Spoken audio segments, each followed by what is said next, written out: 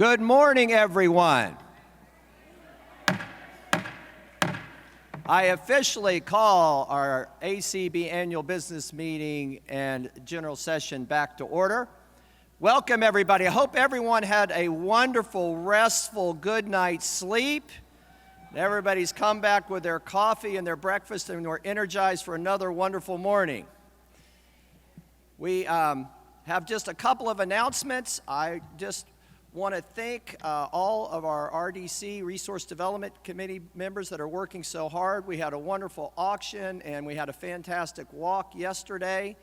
And I just want to remind everybody that Gene Mann is manning the phones back in Albany, New York. So please consider becoming an ACB MMS participant, monthly monetary support. For as small of a donation as $10 a month to get started, or you could raise your pledge by $5. You can become a member of the monthly monetary support program. All that money goes to fund the wonderful work of ACB.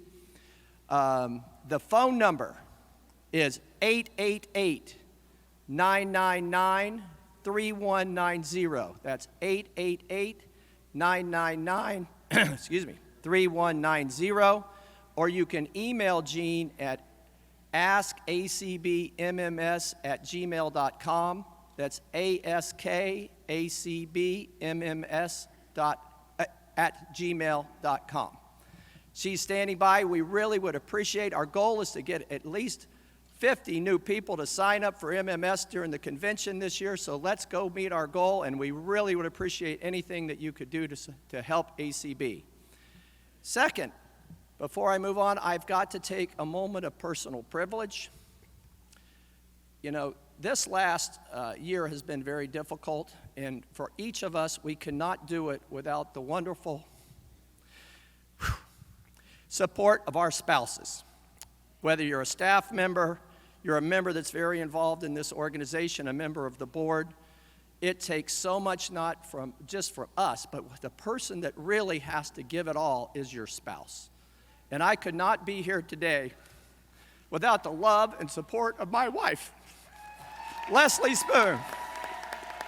So, if you see her in the convention this week, please give her a hug and tell her thanks for putting up with me for the last year. Thank you so, so much. All right, now let's get started. We're going to have our Pledge of Allegiance with our Ross Pangier Scholarship winners. Ross Pangier, a wonderful benevolent individual donor for our organization, gives money each year to fund 3 $7,500 Ross Pangier scholarships.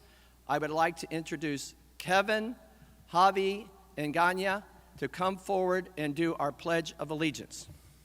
I pledge allegiance to the flag of the United States of America and to the republic for which it stands, one nation, under God, indivisible, with liberty and justice for all. Thank you all so much, and congratulations to our Ross Pangier winners. We'll hear from all of our scholarship winners with an opportunity for them to say hello a little bit later in the program this morning, not evening. But now we'd like to take a moment to recognize our wonderful convention sponsors. This will be narrated by Kelly Gass. So here are our 2022 ACB Conference and Convention sponsors. The American Council of the Blind would like to thank our 2022 Conference and Convention sponsors. Their continued support is sincerely appreciated. Diamond sponsors: Vanda Pharmaceuticals, JP Morgan Chase, Comcast, Microsoft, Meta, Vispero. Emerald sponsors: Amazon, MGM Resorts, Verizon, Walmart, Spectrum, Johnson & Johnson. Ruby sponsors: AT&T, Google, Waymo, Cruise, Adobe. NCTA, the Internet and Television Association. Onyx sponsors: Mobile Voting, an initiative of Tusk Philanthropies. American Printing House. Election Systems and Software.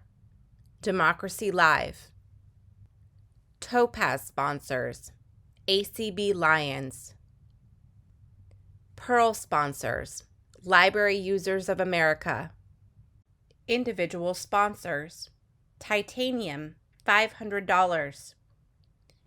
Maria Christic, Fred Scheigert, Betsy Doan, Gerard Boucher, Tierra Williams. Platinum, $250. Edwin Rumsey, Helen Taliaferro, Charles Navarrete, Timothy Stone, Maria Stone, Sherry Richardson, Marilyn Pifo, Lori Scharf, Barbara Brown, Shane Aguilera, Christopher Bell. Gold, $100. Don Barrett, Dan Spoon, Karen Spry, Melvin Smith.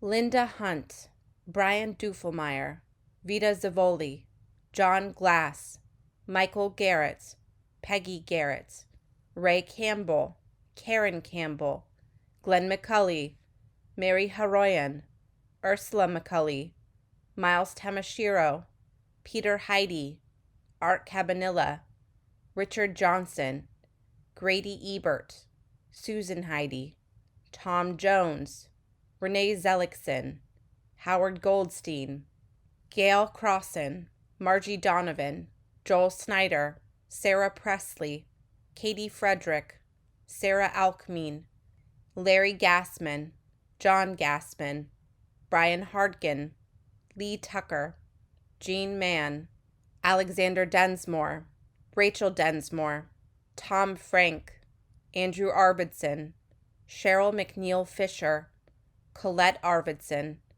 Christine Hunsinger, Donna Brown, Lynn Golightly, Jesuita Tabor, Mary Ellen Cronin, Douglas Hunsinger, Kathy Lyons, Charles Cronin, Adam Ruschival, Virginia DeBlay, Alyssa Bush, David Goldstein, Viola Benson, Carla Ruschival, Cynthia Hirakawa, Kim Charlson, Brian Charlson, Howard Thomas, Janice Thomas, Dave Adams, Alice Massa, Pat Sheehan, Mitch Pomerantz, Donna Pomerantz, Mike Duke, Kathleen Duke, Susan Crawford, Dan Dillon, Beth Corley, Sean Barrett, Donald Horn, Chris Prentice, Nancy Sumner, Vicki Curley, Rhonda Nelson,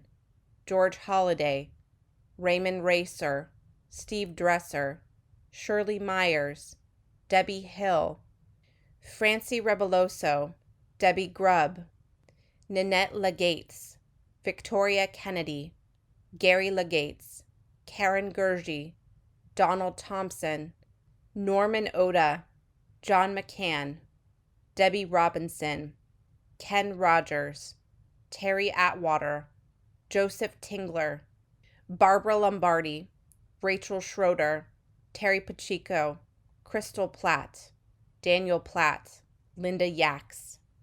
Silver, $50. Leslie Spoon, Kay Love, Sheila Young, Lucy Edmonds, Melody Holloway, Lindsay Lavier, Destiny Knoller, Natalie Barrett, Regina Brink, Lynn Corral, Greg Wansnyder, Paul Edwards, Sharon Trukowski, Karen Burley, Fred Quick, Eugene Batke, Charlene Wills, Todd Friedis, Teresa Curry, Pierre Curry, Richard Rueda, Jacques Proctor, Deborah Versteeg, Tony Eames, Sheila Styron, Carl Richardson, Artis Bazin, Kevin Berkery, Eldon Conyers, Stephen Fort, Jean-Marie Moore, Cheryl McNeil Fisher, Luther Grulich, Pamela Metz, Laura Lee Kastner, Ruth Boykin, Jay Dudna, Rochelle Hart, Jim Girac, Michael Alvarez, Naomi Soule, Carol White, Jessie Rail, Belle Mills, Catherine Schmidt-Whittaker, Graham Whittaker, Martin Kuhn, Paul Kelly, Michael Moran, Jeff Harris, Charlene Ornelas, Celeste Lopez, Annie Davis, David Smith, Jason Castonguay, Donald Worth, Rick Boges, Jan Hawthorne, Olivia Chavez, Renee Arrington Johnson, Donna Seliger, Kimberly Carmichael, Ann Doyle, Mary Storrs, Mira Ross, Robert White, Cindy Hollis, Alan Peterson, Jane Perry, David Anderson, Doug Powell, Ron Brooks, Melissa Wobschnall, Linda Perrell, David Plumley, Wendelin Hovendick, Eugene Lozano, Albert Anderson, Rita Dilek. Bronze, $25. Bonnie Robertson, Cindy LeBon, Stephen Robertson, Katherine Johnson, Cheryl Cummings, Marcia Farrow, Holly Turry, Cecily Nipper, Diane Scalzi, Frances Poindexter, Kenneth Reed, Andrea DeClotz, Donna Weidlich, Donald Coors, Linda Disney, Ralph Smitherman, Geraldine Coors, Frank Welty, Glenda Blanchard, Anne Brash, Nancy Unger, Danette Dixon, Christy Crespin, Edward Crespin, Jessica Barr, Marissa Musimic, Judy Wolfgang, Melody Banks, Marsha Moses, Linda Holliday, Alden Kaiser, Pamela Fairchild, Jeanette Gerard, Elizabeth Passanante,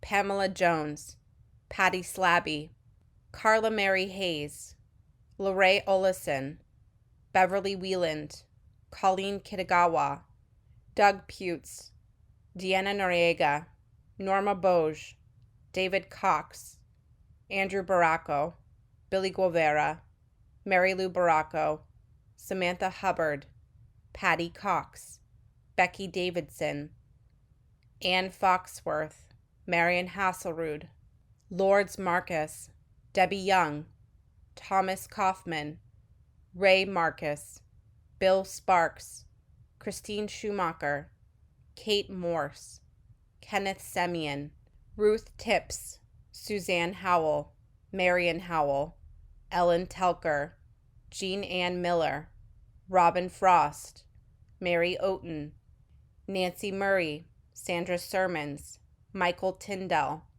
Terry Nettles, Jeffrey Bennett, Sandra Rukonich, Deborah Trevino, Joyce Feinberg, John Lipsey, Natalie Couch, Francis Gilman, Pam Holloway, Joan Leonard, Kathy Casey, David Wild, Myrna Voda, Albert Goltz, James Pulsoni, Anthony Akamine, Anthony Lewis, Judy Wilkinson, Andre Webb, Marilyn Murata, Vicki Voigt, Penny Verity, Elaine Weisbard, Penny Reeder, Joseph Wasserman, Doreen Cornwell, Daniel McIntyre, Vanessa Lowry, Marie Sawyer, Janice Squires, David Trott, Rhonda Trott, Anthony Pelosi Jr., Carol Farnsworth, Glenda Bourne, Don Brush, Marie Brenus, Chris Devon,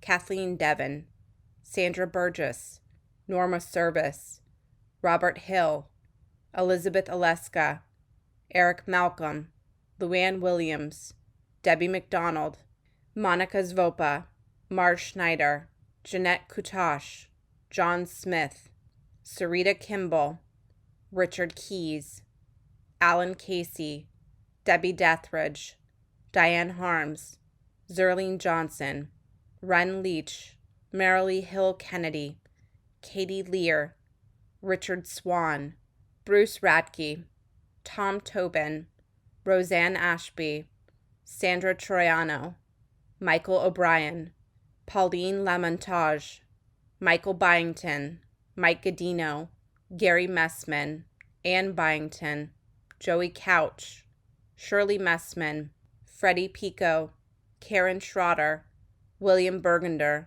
Gabe Griffith, Melanie Brunson, Alice Richard, Andrea Connor, Joseph Sikora, Vicki Ireland, James Rutherford, Pamela Johnson, Christopher Peterson, Lindsay Tilden, David Plumley, Debbie Rozier, Kathy Blackburn, Connie Sims, Jesse Kramer, Rick Morin, Patricia Duvalli, Mark Bulger, Nathan Ruggles, Nanetta Garner, Rosalind Nadler, April Martin, Satana Howry, Kathy Wilson, Jonna Simmons, Steve Hassine, David Tanner.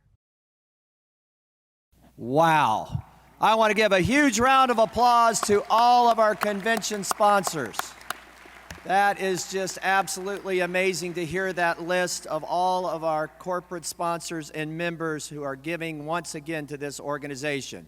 Let me hear a big hip, hip, hip, hip, hip, hip. Just to make you feel a little bit better, we will not do the individual sponsors for the rest of the convention, just the corporate sponsors. But thank you so much.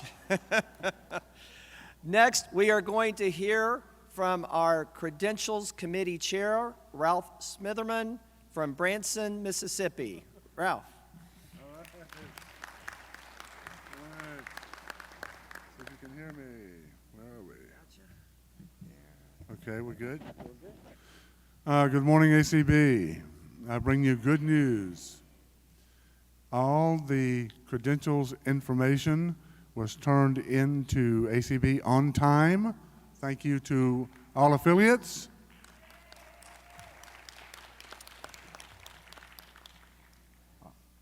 Since last evening when we did the roll call, everything is in place for us to continue. So, Mr. President, if you don't mind, I would like to make a motion. The motion is, on behalf of the Credentials Committee, I make a motion that the affiliate votes, verified by the Secretary last evening, together with any amendments thereto, with all ACB members certified by the record date, May 23, 2022, shall constitute the voting body for ACB business sessions.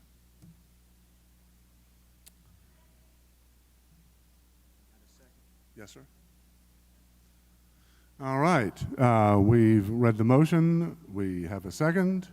All those in favor of this motion, say aye. All those opposed, say no. The motion carries. Thank you very much. It's a pleasure to be Credentials Chairman.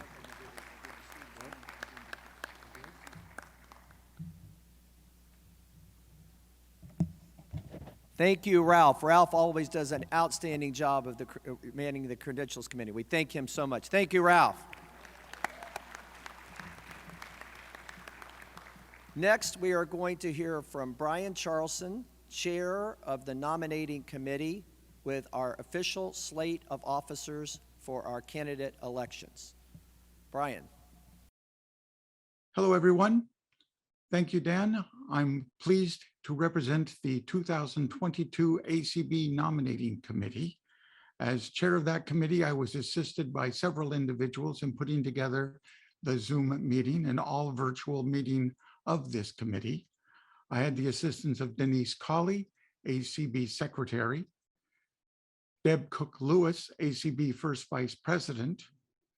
Also, we had the assistance of ACB CFO, who assisted in acting as she has and will continue to act throughout this convention. That's our own Nancy Becker. And as our Zoom room host, we had the president of the Florida Council of the Blind and member of the nominating committee, Ms. Young. I want to thank all four of them for assisting in this process. The meeting took place over 2 3/4 hours and required 6 roll call votes. By last count, we had more than 95% participation by our affiliates. and only had one individual who was not allowed in the closed meeting because of tardiness. So let me get on with the nominations. We have 5 positions for the board and 3 for the Board of Publications. The first board position was Connie Sims of Sioux Falls, South Dakota. She is a medical massage practitioner. The second position, Jeff Tom from Sacramento, California. He's a retired state employee of the state of California. The third position, Gabriel Lopez Cafferty. He is from Miami Lakes, Florida, and his occupation is academic advisor and life coach. The fourth position, Terry Pacheco of Silver Spring, Maryland. And she's an alternate format and accessibility specialist for the Federal Communications Commission. The fifth position, Rachel Schroeder from Springfield, Illinois. She's an assistive technology specialist. That rounds up the 5 ACB board positions. Now for the Board of Publications, 3 positions. The first, Zelda Gephardt, and she's from Edgerly, North Dakota. And her occupation, Director of Outpatient Services. Second position, Penny Reeder of Montgomery Village, Maryland. Retired trainer of access technology. The third and final Board of Publications position, Cache Wells of Jacksonville, Florida, and she lists her occupation as author. That completes the nominees. Please remember that nominations can be made from the floor, and the voting process has been described quite well through many, many different avenues. Please take the time to be in place for each election being held throughout the convention. That completes my report, Mr. President. I return the chair to you. Thank you, Brian, for that thorough report. Next, we are going to hear for our diamond sponsor for today, Vanda Pharmaceutical. Vanda's been with us for a long time. They're a wonderful partner of the American Council of the Blind. And I'm really happy and excited to introduce to you today Jennifer Lyman and Vicki Preddy, both nurse educators representing the Midwest and Southeast regions. We've had an opportunity to work with them in many of our state conventions. They're 2 wonderful and energetic ladies here to talk to us a little bit about Non-24 and other things happening with Vanda Pharmaceutical. Let me introduce Jennifer and Vicki.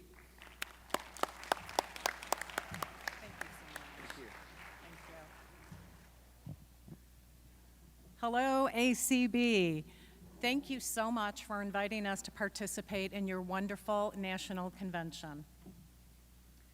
We are so happy to be here live and in person to celebrate and support the valuable work that you do for people with vision loss. My name is Vicki. And I'm Jennifer. We are registered nurse educators for Vanda Pharmaceuticals. And Vanda is a company that provides education and support for people with a condition called non-24-hour sleep-wake disorder, or non-24 for short. Non-24 is spelled N as in Nancy, O-N-24. And in the past, many of you have probably heard a presentation on non-24, but research tells us that 7 out of 10 people living with total blindness have non-24. An important point about that, though, is people with low vision can also have non-24.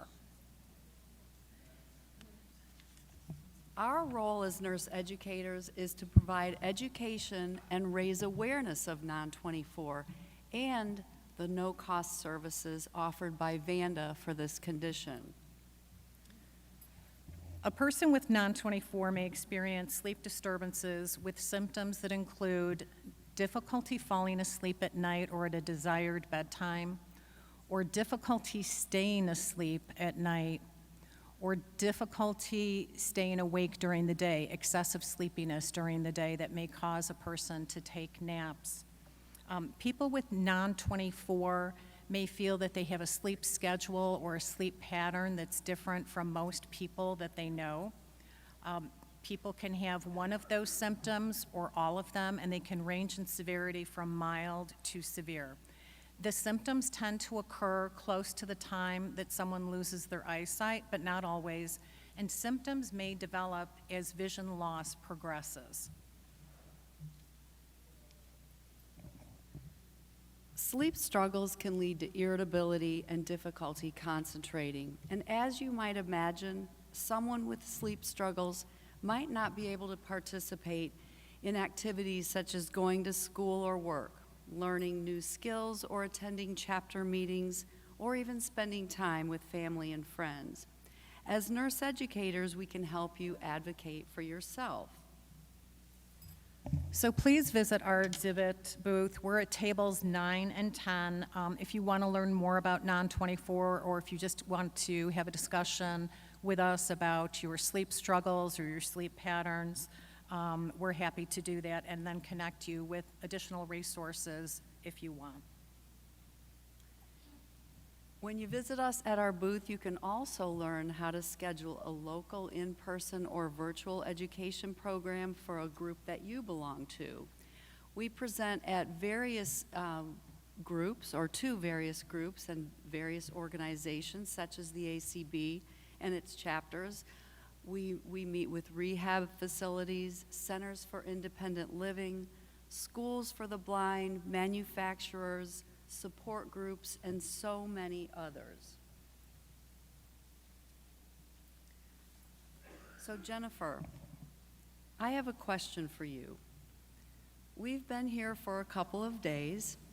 So far, what's the #1 question people are asking you about Vanda? Funny you should ask, Vicki. The #1 question is, hey Vanda, did you bring ice cream? Yes. All right. I'll be over today. Well, I was going to ask the audience if they know the answer to that, but it sounds like they do. So please come by and learn about non-24 and satisfy that sweet tooth at the same time. Again, we are at tables 9 and 10. Thank you all. Have a wonderful convention and a wonderful Independence Day. We appreciate it. Thank you. Thank you. Thank you. Jennifer and Vicki, thank you all so much. And I know I'm going to go over and get my ice cream this afternoon. I don't know about the rest of you. But when they were asking that question, where my mind went was, what was the most frequently asked question at the hotel this week? I was going to say, where am I and where is the elevator? So, but where is the Vanda ice cream was a close second. All right. Now it's time for us to take a moment and reflect on one of our ACB Angels with our ACB Angels tribute for today. I'm honored to introduce to you Bernice Kandarian, who was one of the founding members of CCLVI and a very active advocate in the state of California. Her testimony is going to be read by CCLVI First Vice President Zelda Gebhardt. Against the sparkling background, the letters ACB, and below each its corresponding Braille cell, ACB presents ACB Angel, Bernice May Kandarian, December 5, 1946 to October 2, 2021. Bernice, a white woman with short dark hair, wears dark glasses and holds a white cane. Zelda Gebhardt, a white woman. Hi, I'm Zelda Gebhardt, and it is my privilege to present Bernice May Kandarian as an ACB Angel. Bernice was born in Fresno, California, first child of Harry and Jeannie Kandarian. She became visually impaired at age 5 from uveitis, apparently resulting from a black widow spider bite combined with measles and chickenpox. She graduated from Litchfield Park Elementary School and Agua Fria High School in the western suburbs of Phoenix. She attained a bachelor's degree from Arizona State University in Tempe. Bernice's work life began at the Arizona State University Law School, where she duplicated articles for the students. It is said that some professors refer to getting things Berniced for their classes.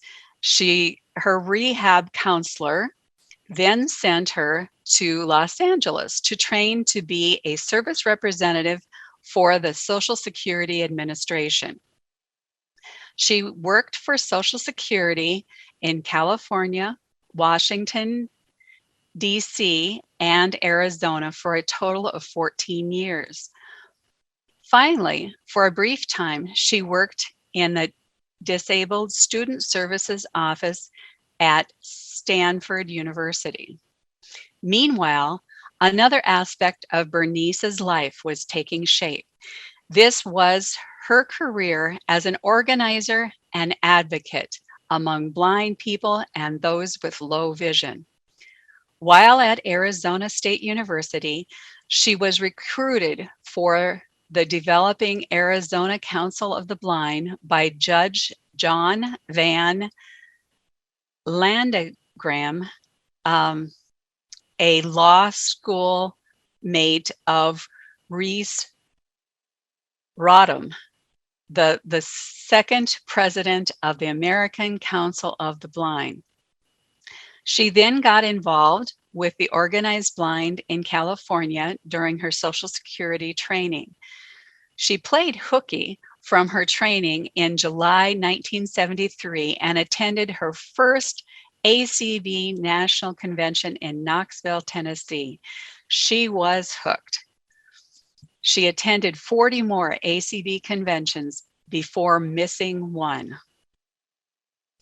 During the time in ACB, when there was much experimentation with the organization of special interest affiliates, Bernice helped to organize the Council of Citizens with Low Vision International, ACB students, and ACB government employees, as well as the Silicon Valley Council of the Blind. She combined administrative skills with policy interest. In 1978 in Salt Lake City, she was recruited as ACB Resolutions Committee Chair. As health issues gradually began to interfere with her full-time employment, she began to spend much of her time on organizational matters. Besides ACB affiliates, she worked with local agencies such as the Vista Center and the San Francisco Lighthouse. She answered information lines for the Council of Citizens with Low Vision and became a general information source for many. And practically from her deathbed, she identified some promising new board members for CCLVI.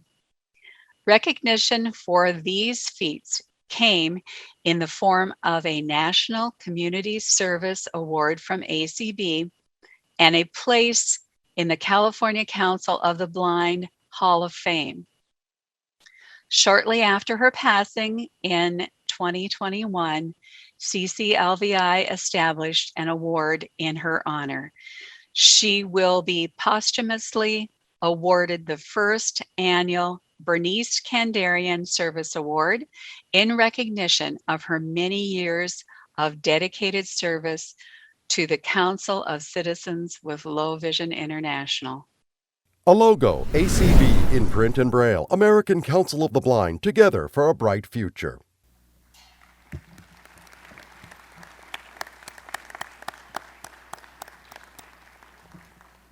Thank you, Zelda, and thank you, Bernice. We love you, we'll miss you, and we'll always remember those opportunities that each of us had to learn from you. So thank you, Bernice. Next, I would like to introduce our presiding officer for the day, Deb Cook-Lewis from Lewiston, Washington, ACB First Vice President. Deb.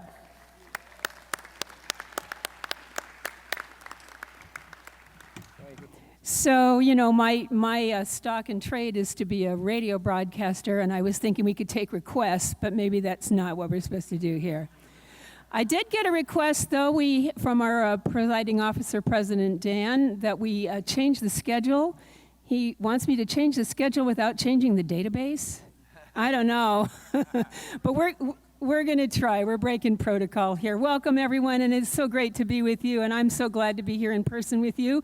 Even though I don't get to be in here very much of the time, it's great to be in here this morning. And it's cold in here for those of you who are listening on the radio, so snuggle up to your blankies because that's what we need in here. All right, we are changing the agenda just slightly this morning.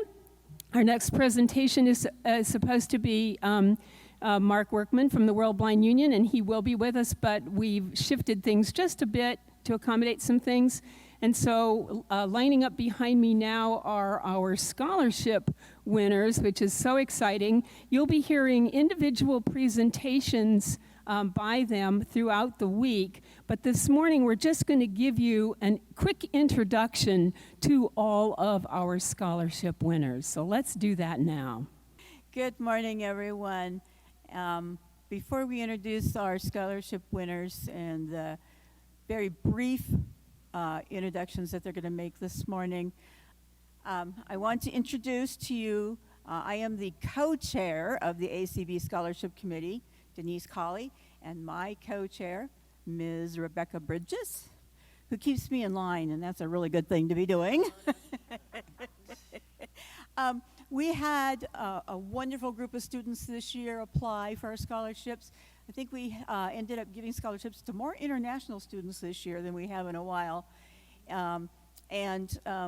are going to, we have five, because one of them couldn't be here, 6 students who we invited back from 2020 and 2021.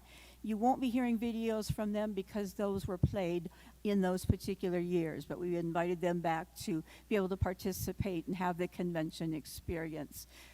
We're just going to, at this point, have our winners tell you who they are, introduce who they are, where they're from, and where they're going to school. And then you will be hearing their actual videos for this year's scholarship winners throughout the week. So before we do our introductions, I just wanted to take a moment to thank all of our members of the Scholarship Committee who work very tirelessly to go through the applications and interview our wonderful applicants. It's a really fun job. They get to meet everyone, and they do a great job. There's a lot of work that goes into that, so I wanted to just take a moment to thank them and thank Denise for keeping me in line, and also take a moment to thank our the sponsors of our scholarships, all of our donors, individuals and organizations that contribute to the program, because we couldn't do it without them. We also collaborate with the American Foundation for the Blind we work collaboratively to issue scholarships alongside them. So they are partners of ours, and so I want to thank them as well for their support and their contributions to our program. So no one wants to hear from me anymore, so without further ado, I'm just really excited to let you all hear from our winners this year.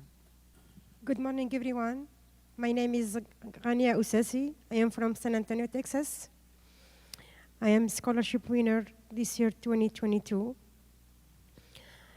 And I want to say thank you so much for the ACB organization, for all the hard work they do for us. And Thanks so much for the ACB Scholarship Committee for having me here today. Thank you so much and have a wonderful day, everyone. Thank you.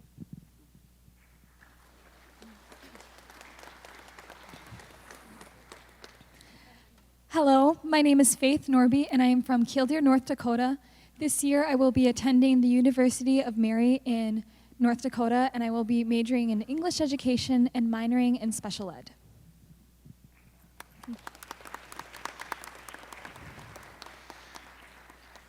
Good morning. My name is Avery Celine, and I'm from Cary, North Carolina, and I will be attending the University of North Carolina at Chapel Hill in the fall. I'll be majoring in psychology and minoring in neuroscience, and I'd like to thank ACB and all the sponsors for this opportunity.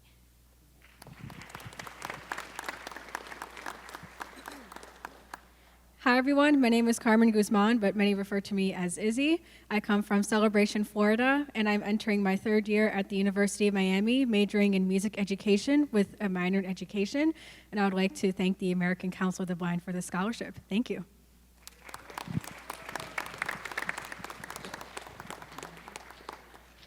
Hi, my name is Malia Thibodeau. I'm from Alabama. I'm a rising freshman.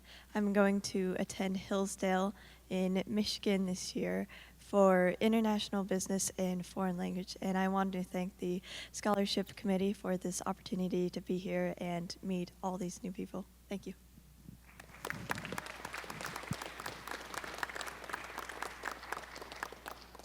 Hello everyone, my name is Qusay Hussein. I'm from Austin, Texas. I just finished my master and I got accepted to the PhD. I attended the University of Texas. And I would like to thank the committee of the scholarship and thank you so much for a beautiful opportunity.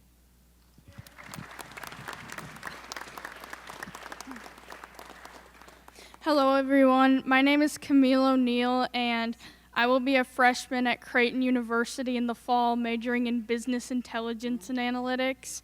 I'm from Gretna, Nebraska, and I would just like to thank the ACB and the committee for this wonderful opportunity.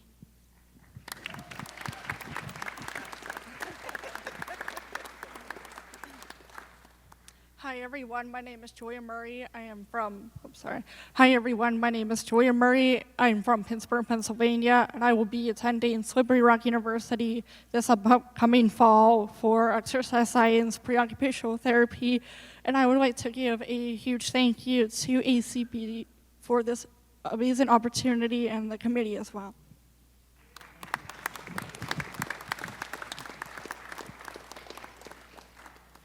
Hello everybody, my name is Robert Lamb. I am from Fort Collins, Colorado, attending Colorado State University for environmental engineering.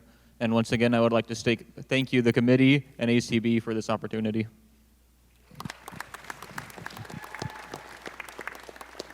Good morning. My name is Sarah Hidalgo Cook, and I'm from Uvalde, Texas. I just graduated in May with my Master's of Science in Community Development from Kansas State University, and I would like to thank ACB for the opportunity of being able to reach my goal. Thank you so much.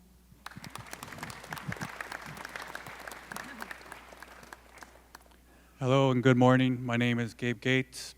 I live in the Denver area. I'm currently attending University of Colorado, Denver, doctorate in education equity, executive studies. Thank you to the ACB for this wonderful opportunity. Thank you to my wife, and thank you to my God. God is good.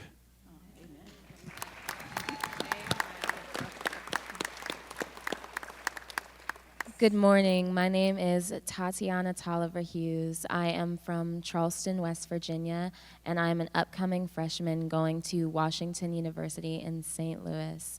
I will be majoring in philosophical law and policy, and once again, thank you to ACB for this opportunity.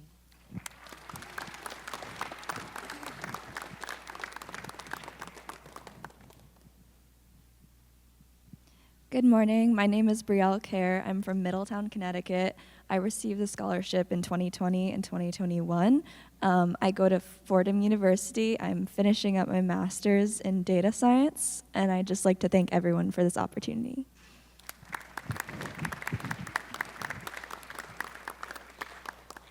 Good morning. I would introduce myself, but I figured I'm already wearing my name tag.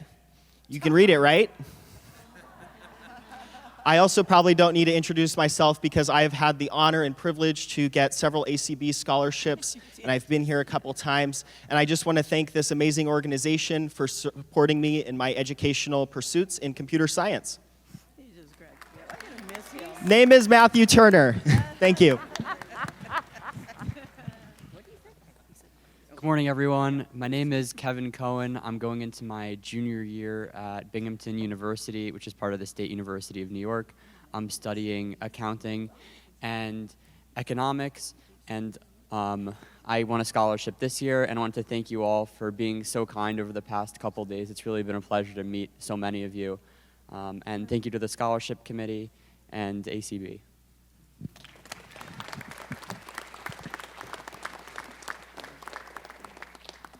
Good morning. My name is Brody Enoch, and I'd like to thank the ACB and just point out, number one, the diversity and the age on this stage, because I am a 64-year-old 1L law student.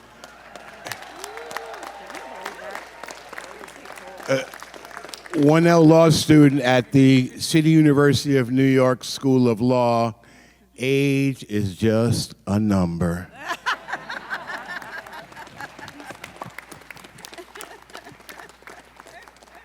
Good morning. My name is Maureen Hayden, and I am a PhD candidate going into her 6th year of her PhD program in marine biology. So that's right, you heard me.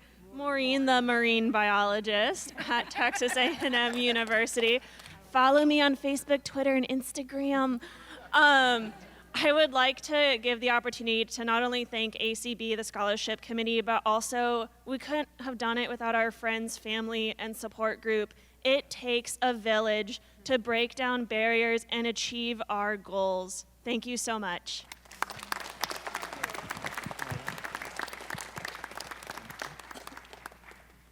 Good morning, Omaha. My name is Bhavya Shah, and if my accent doesn't already give it away, I'm from India. But I've been studying in California. I'm a rising junior at Stanford University, majoring in mathematical and computational science. And I'm extremely grateful to ACB for their continuing support with my education and for the chance to be here among y'all. Thank you.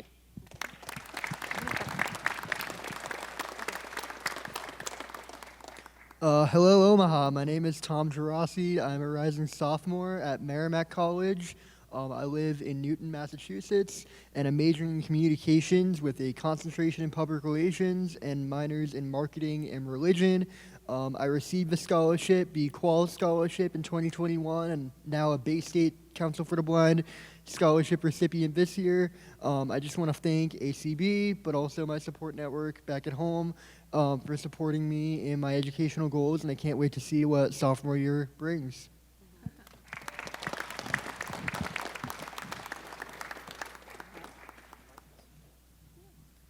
Hello, my name is Brandon Swallow.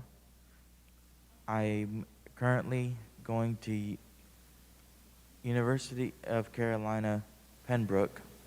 I'm getting a cybersecurity degree. That's my concentration, and my bachelor's in computer science. I'd like to thank ACB and the scholarship committee for this opportunity and my support network.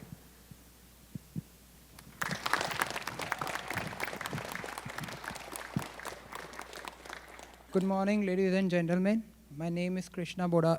Good morning, ladies and gentlemen. My name is Krishna Bodala. I'm an MBA grad at New York Tech. I live in New Jersey. I'd like to thank ACB for giving a wonderful opportunity, and I would like to pledge $50 of my scholarship award to ACB. And last but not the least, I'd like to thank my family. I hope they are watching on Zoom, because they believed me when no one believed in me. Thank you.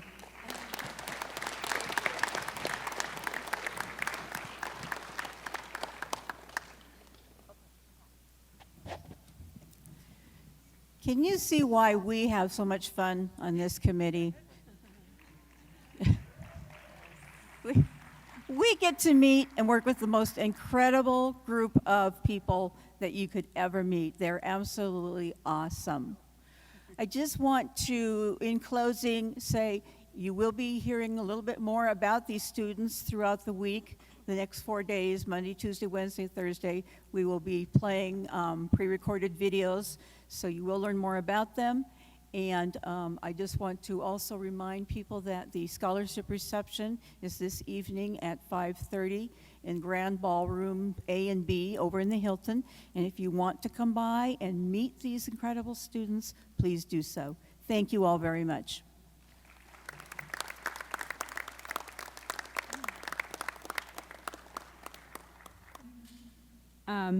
And so I want us to begin to introduce our international guest from Mark Workman, who is the president of the World Blind Union and is from Canada.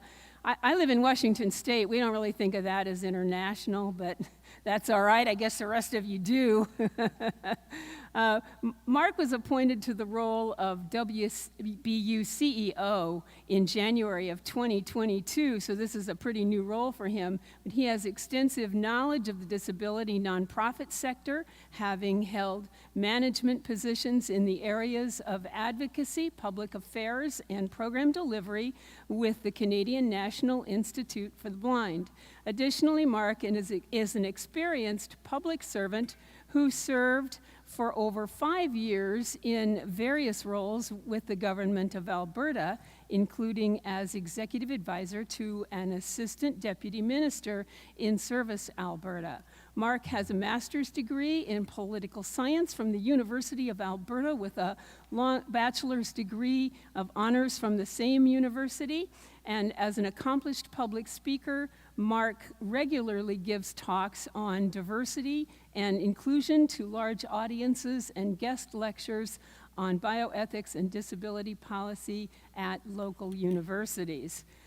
Mark has actively volunteered in the Canadian disability movement for 15 years, and when you find out how young he is, that's just almost all of his life. Holding a variety of roles with organizations such as the Alliance of Equality for Blind Canadians, the Council of Canadians with Disabilities, Barrier Free Canada, and a Voice of Albertans with Disabilities. Mark resides in Edmonton, Alberta, Canada, where in 2020, he was named one of the city's top 40 under 40. Do you dig that, next gen guys? For his many contributions to the community.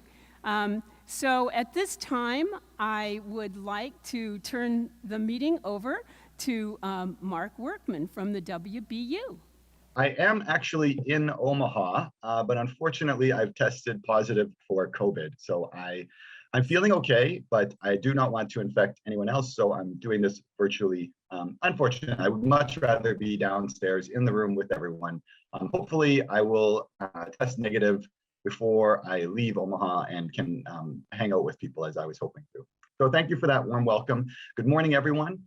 It is morning, right? Because I left Athens, Greece around 2 a.m. Omaha time yesterday and arrived at the hotel around 2 a.m. Omaha time this morning. So it's a little hard for me to even really know what time of day it is at this stage. And with that in mind, I do hope you'll go easy on me in my sleep deprived and now COVID infected state. So this is actually my first ACB convention. I'm familiar with the organization for sure, but have never actually had the chance to make it down from Canada. So I'm really grateful to Kim Charlson for the invitation. I'm excited to be here and looking forward to hanging out with you for a few days, hopefully not isolating in my room the whole time. So with my time this morning, I'm going to share a little bit about myself, a bit about who the World Blind Union is and what we do. And then I want to share what are some of my key priorities for the rest of 2022. And then I'm going to end by talking a bit about the important role that I think ACB can continue to play within the WBU. And hopefully we'll have some time for questions, but if not, I will be around until Thursday, hopefully, again, not in my room the whole time. So please don't hesitate to try to connect with me later on. So I thought I'd start this talk with a little bit about myself, and I don't want to repeat too much of what you heard in the introduction.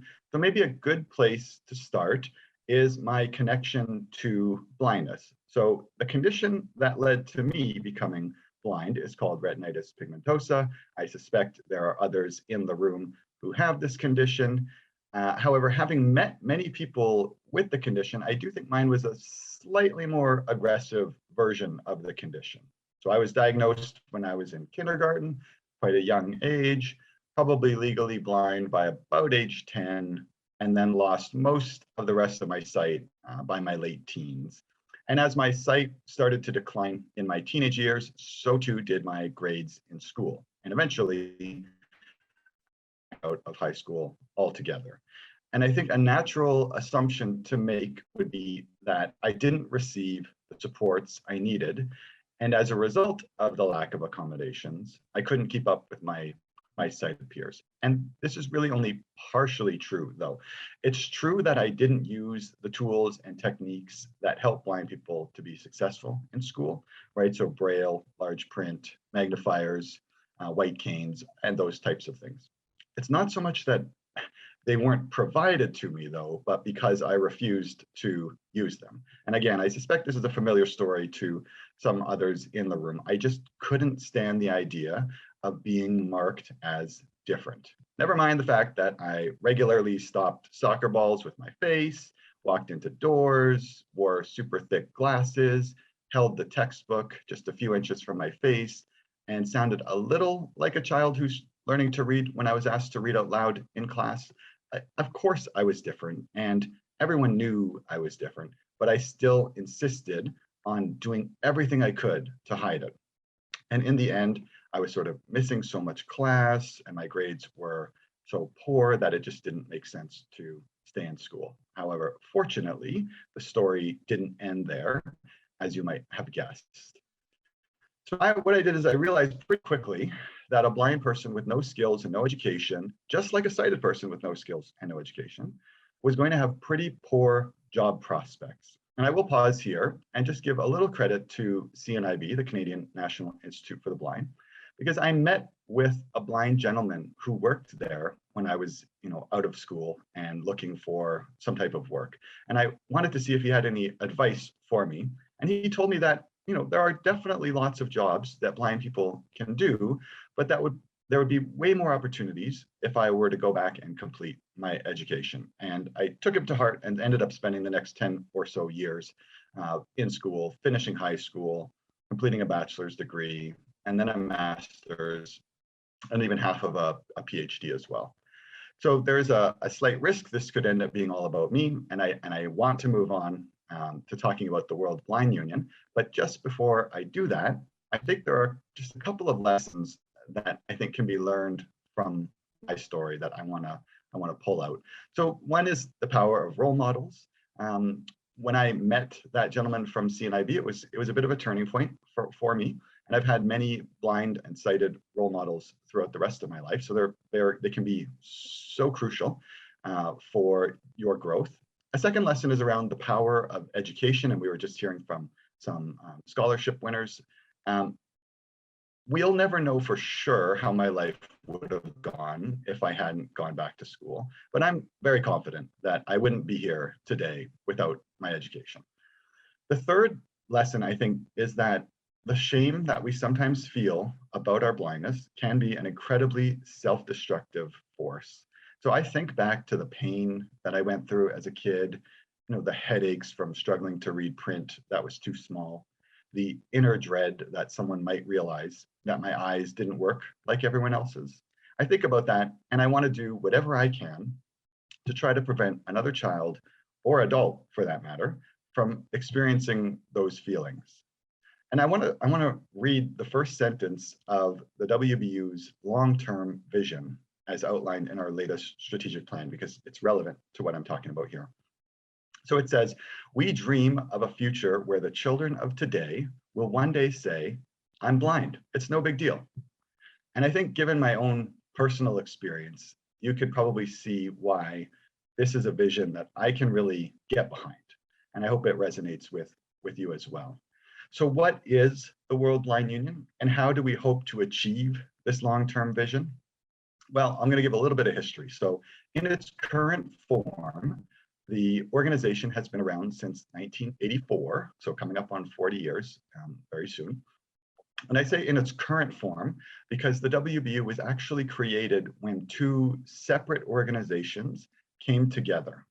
So the World Council for the Welfare of the Blind was created in 1951, and it consisted primarily of service providers, so organizations for the blind.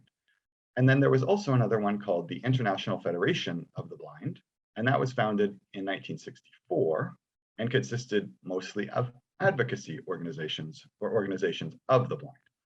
And in the history that I read that was written on this topic, it says that the two organizations actually got along fairly well, which might be a little surprising. But there was a lot of duplication of resources. Some organizations were members of both. And in some cases, they would put forward positions on issues that weren't totally aligned, and that, as we know, can cause things to not progress as quickly as we might like.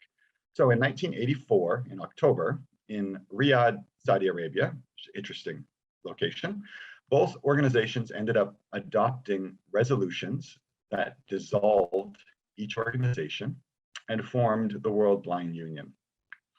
So the WBU is an organization that's made up of other organizations. So the American Council of the Blind, for example, is a member. So too is CNIB in Canada, where I worked, and ONCE in Spain, Vision Australia, and I can't list them all because there are hundreds of organizations that are members of WBU. Our organization, WBU, is divided up into 6 regions. I won't list them all, but each region has their own governing body. So for example, ACB is part of the North American Caribbean region, and Kim Charlson is the current regional president. Every 4 years, the World Blind Union holds what we call a General Assembly. And at this General Assembly, we bring together delegates from countries all over the world. They come together in a specific location for our General Assembly. And at each of these General Assemblies, we pass resolutions similar to what you would do at convention, and we elect table officers. We elect 5 table officers. So that would be your kind of standard executive, your president, first vice president, second vice president. We call our secretary the Secretary General, kind of a nod to the United Nations, and treasurer. So those 5 are the elected positions. And our president is restricted to only serving 1 4-year term, but what we do allow is that he or she can also serve 1 additional term as the past president. So these 6 table officers, when you include the past president, plus the 6 presidents of the regions, like Kim Charlson being one for North America, Caribbean, they form what we call the WBU officers, basically the governing body for our organization. And honestly, like I'm sure people are glazing over a little bit, if I were to actually try to explain our structure in all its glorious detail, it would likely require some tactile graphs, a 30-minute presentation, and a whole lot of coffee. The structure that we use, admittedly, I admit, can be a tad bit complicated, which I'm told is the result of basically too many blind lawyers in the kitchen designing our structure. On a side note, I will say we are initiating a governance review this year that I do hope will result in simplifying things a little bit. So let's move now on to what exactly the WBU does. And the way I describe it to people is there are really 2 big buckets of work that we do, and that's advocacy and capacity building. So the WBU advocates at the international level on issues facing blind people. So sometimes this advocacy will take place within UN or United Nations organizations, like, for example, the World Health Organization or UN Habitat. And in other instances, the advocacy is done at international conferences or events like the World Urban Forum, the International Transport Forum, or the World Congress on United Cities and Local Governments. So these are just examples of big kind of global gatherings of practitioners in different areas, transportation, urban development, cities and local governments. And we attend these events and do advocacy at them. Within the capacity building bucket, you'd have things like training workshops, where the goal of the capacity building is to support and empower our member organizations to be more effective in their local community. So for example, we might do a training session on the Marrakesh Treaty, where we would talk about what the Marrakesh Treaty is, how it can be beneficial, and how a member could advocate within their local country for the ratification and implementation of this treaty. And just in case anyone hasn't heard of this, it's an international agreement that facilitates the cross-border sharing of accessible materials. So if a country anywhere in the world ratifies the treaty, they can gain access really quickly to really large libraries of accessible formats because of other countries that have joined and made their content available. We've also done training on the Convention on the Rights of Persons with Disabilities. So this is a really key document around international, the disabled community internationally. So for example, just a few weeks ago, we held a webinar on CRPD, that's Convention on the Rights of Persons with Disabilities, on CRPD alternative reports. And I don't want to digress too much, but I will just say that these alternative reports are documents that civil society organizations, like ACB as an example, can submit to the United Nations and make their own comments on their country's progress on implementing the CRPD. So they can be a very effective tool for advocacy if used properly, but of course, not every member in our of the WBU would be aware of alternative reports and how to use them. So that's where we can play a role to support them. I can't give an exhaustive account of the different areas of work, and I suspect the laundry list wouldn't be all that interesting anyway, but there is one area I want to dive into a little bit further, and that's an area that WBU has been heavily involved in for at least the last couple of years. So we noticed a couple of years ago that not a lot of disability organizations were engaged in the area of urban development at the international level. Lots, I'm sure, are doing it in their own countries. ACB probably has been involved in urban development and accessibility issues within cities, but we weren't seeing a lot at the international level. And so in response, we formed the Global Program on Inclusive and Accessible Urban Development, sort of one of the key programs that we have within WBU. And through this program, we've been very active at the international level, advocating to design cities that are more inclusive and accessible. And so a couple of recent examples to illustrate this. A few team members, including myself, were in Poland last week, where we led a delegation of people with disabilities to participate in the 11th session of the World Urban Forum. And this is sort of the global premier conference on urban development. And so I was able to speak on a panel with a Polish minister who happens to be blind as well, a high-level official with the World Health Organization, and a number of other high-level dignitaries. Another example would be that back in April, one of our WBU staff, who happens to be partially sighted, had the rare opportunity to address the United Nations General Assembly in New York, including around 700 mayors from around the world who were visiting New York at the time. And so if you're anything like me, you might hear that stuff and you might think, oh, okay, like that's all good. Nothing wrong with those types of things, but how does that actually help people in their local communities? And I think that's a totally fair question.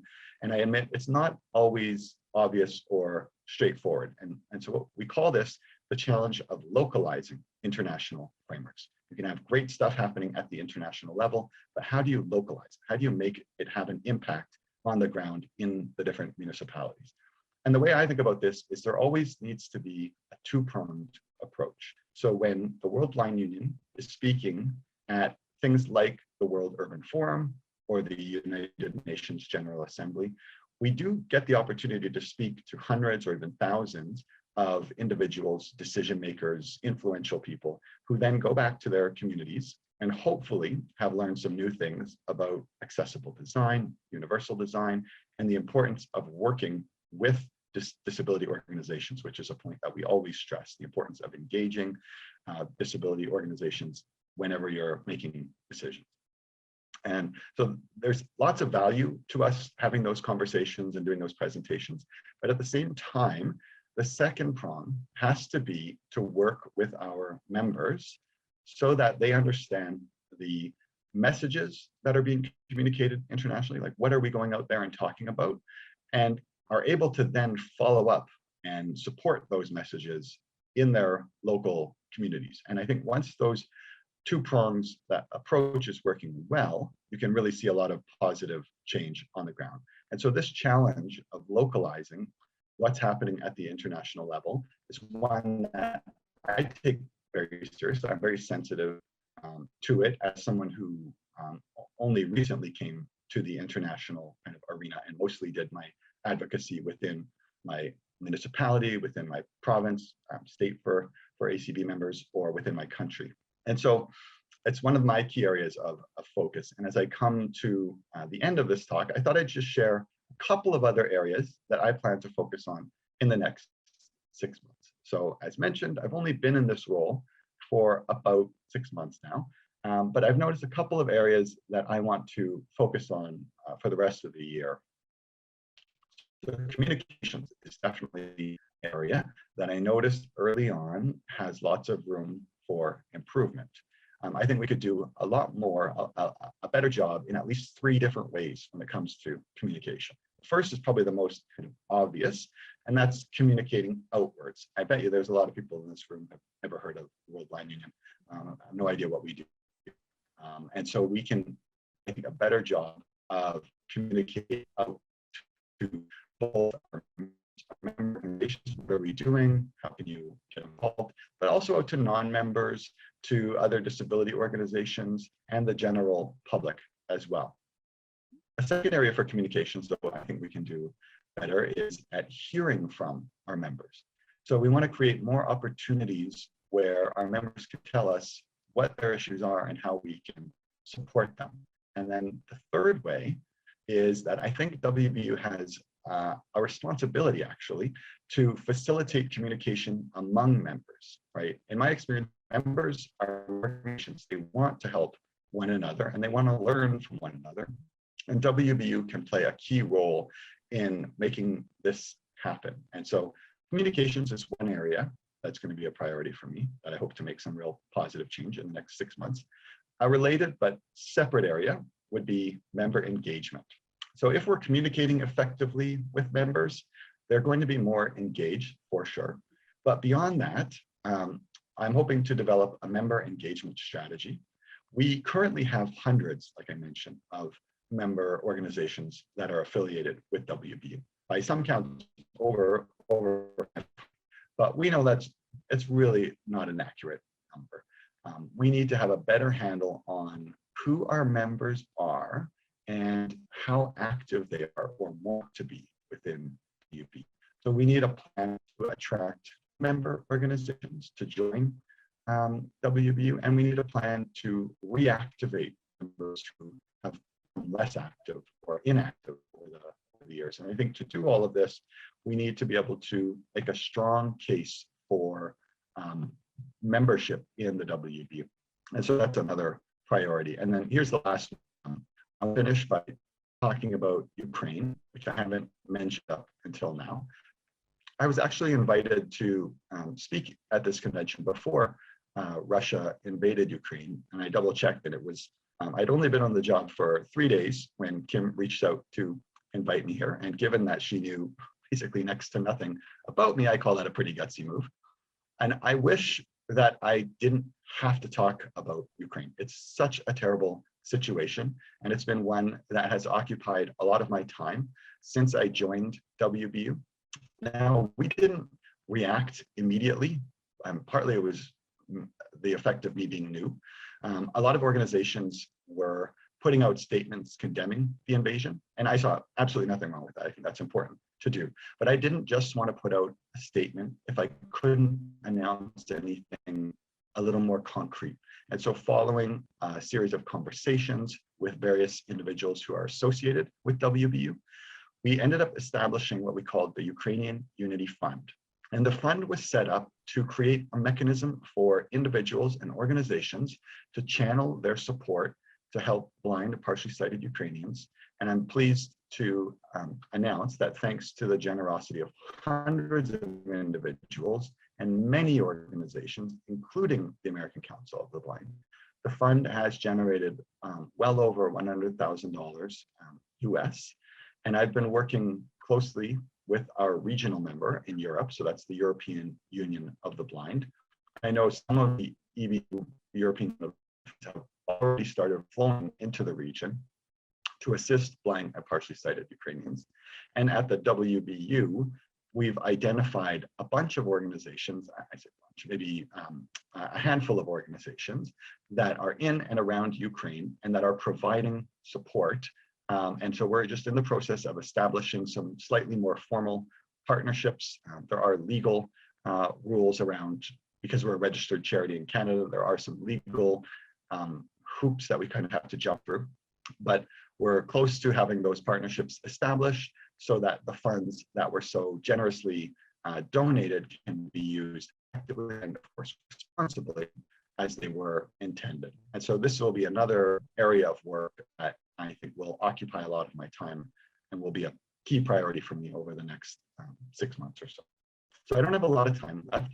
So I just end by sharing a few thoughts on the role that ACB has played and can continue to play in the World Blind Youth. Because in my view, ACB is a very important organization that has a lot of knowledge that can be shared with the rest of the world.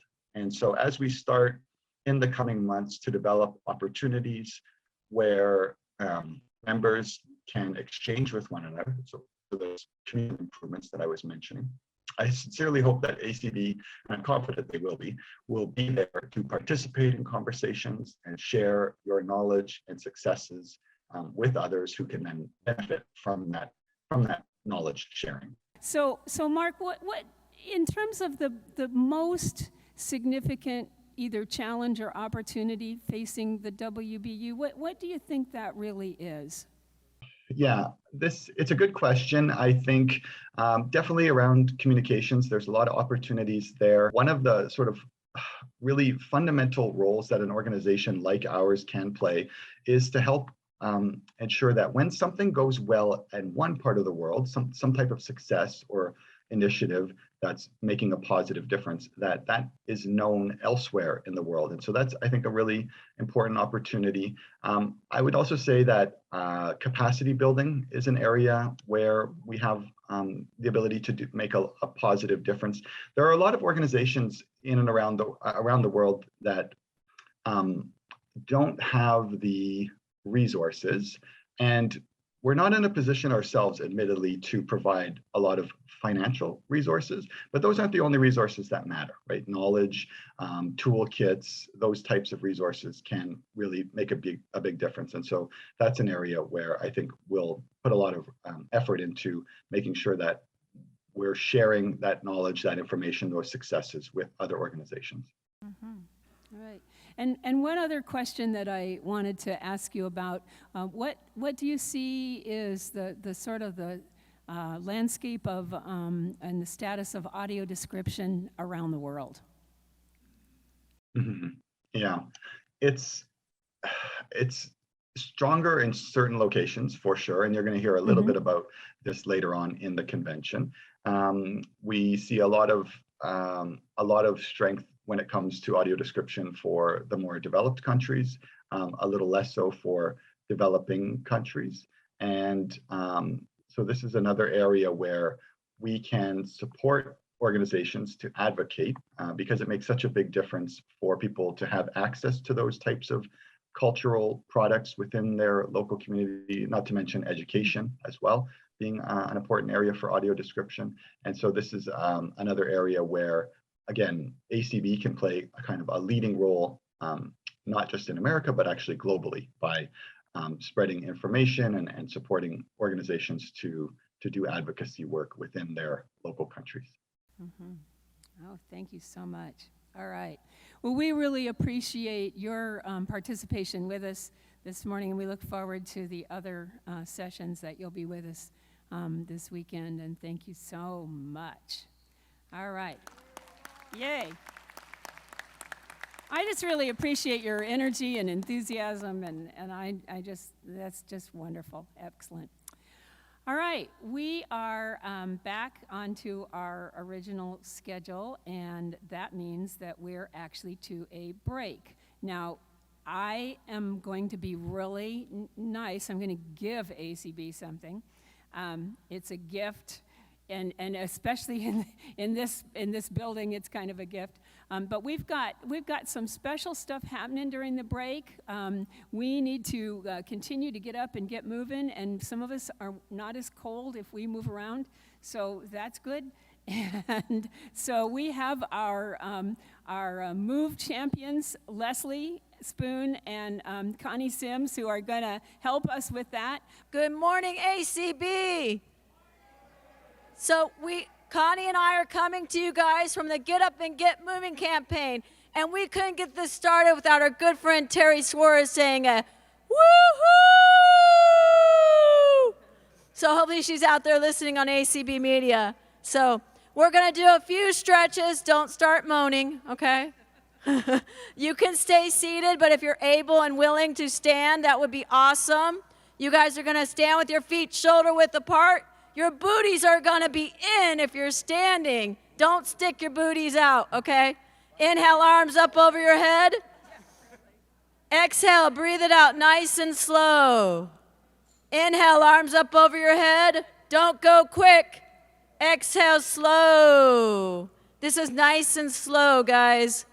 Inhale, arms up. I live in Florida and it rains all the time. Put your, Nancy says you guys are cheating.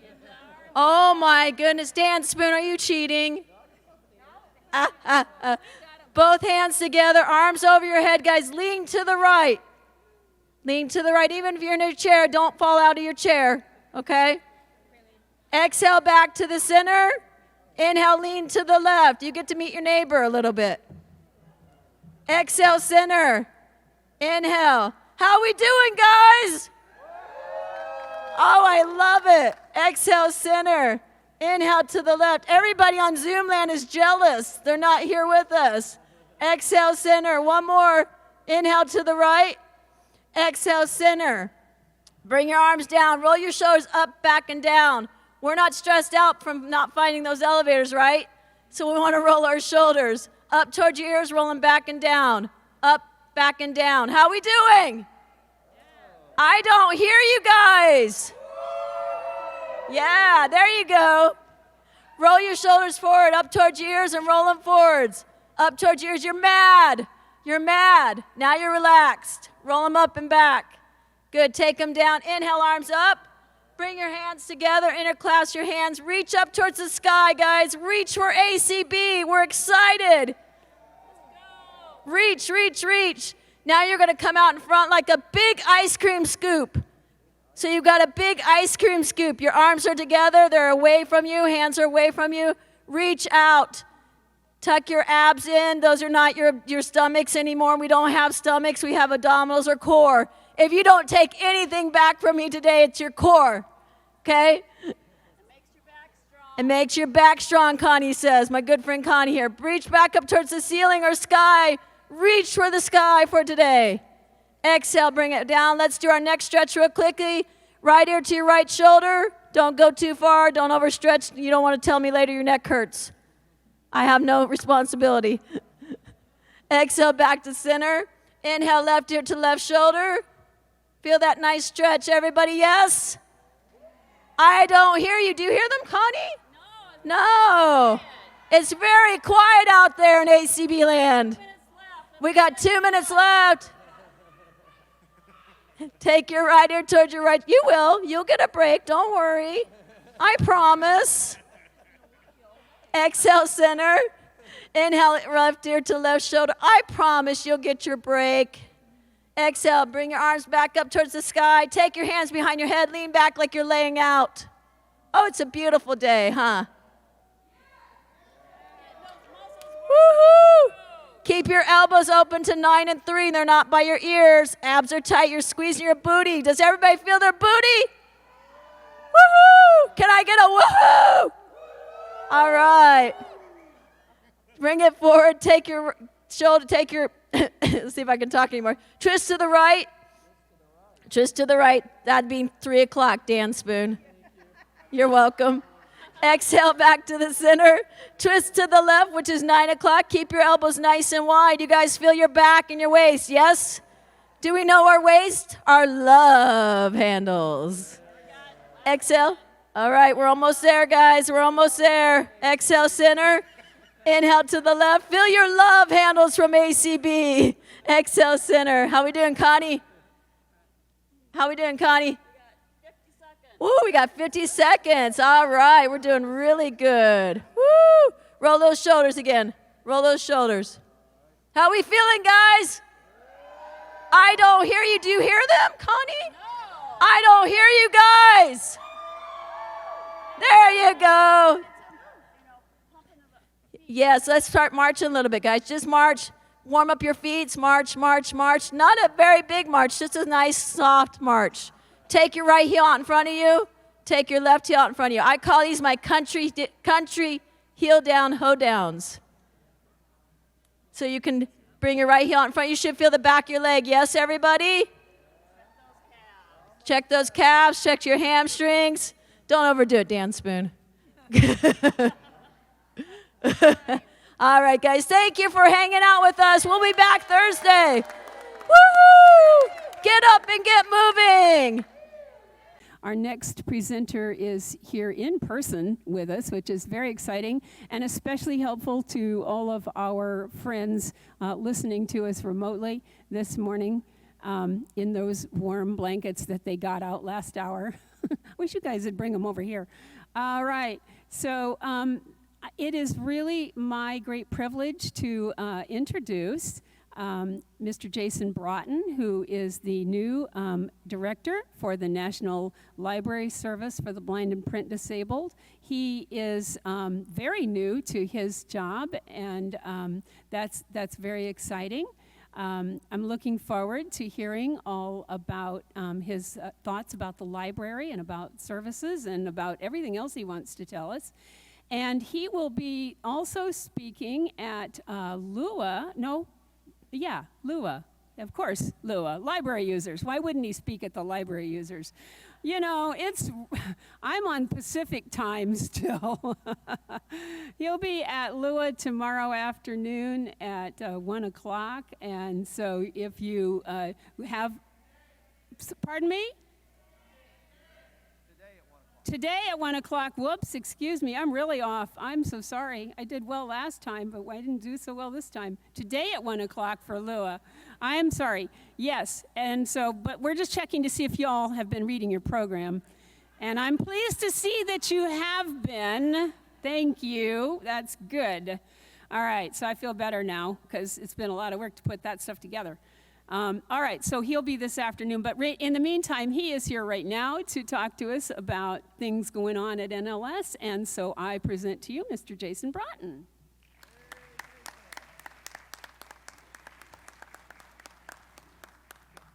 I am honored and humbled to be here with you this morning, and today I will be discussing some things that we are doing at the National Library Service for the Blind and Print Disabled. As stated, my name is Jason Broughton, and my goodness, a little bit about me, because I know at the salon we have, it is Q&A. Ooh, louder, this is even better. All right, so we have the salon in which will be Q&A. You get to ask a variety of things. Today, however, at this moment, I will be discussing what we are doing at NLS, along with a few interesting updates. So with that, let's get started. NLS is, I would say, doing very well. Under my current direction, we are looking to do some unique things, which are going to be, in one word, growth. Growth in all things. Growth in our user base, growth in formats, growth in outreach, growth in understanding our users and what they also would like to tell us about how they see NLS. So in other words, lots of conversations are going to be going on.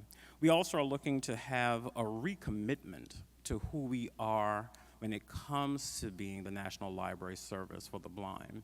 One of the key things that I would say I really hope that we will begin to fully institute is making sure that we always listen to our users and then also prepare ourselves for the next 91 years. This is our 91st year, which we have been in existence, and in working with the U.S. Postal Service, which I will also talk about. So it's been a unique collaboration, and I think that we are looking forward to a wonderful future as we go forward.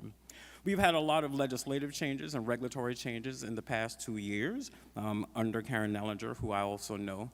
When I arrived at the conference, there were some people who were kind of unsure who I was until I said, well, I'm the new Karen. And they said, oh, now I know who you are. Yes, Karen, okay, now I know what you do. So that can be said that way as well. So we've had a name change. We removed the word handicapped. The Marrakesh Treaty has just been a boon to our organization. And of course, we have had a dramatic increase in reading disabled due to reading disabled regulation. We'll also talk a little bit about a unique thing that is being discussed in Congress, which is a possible relocation. And so that will be interesting to discuss. So let's talk about BARB. Within that, we are working with our IT department known as OCIO in the federal government, and what we're doing is making sure that the resources that we have are more secure.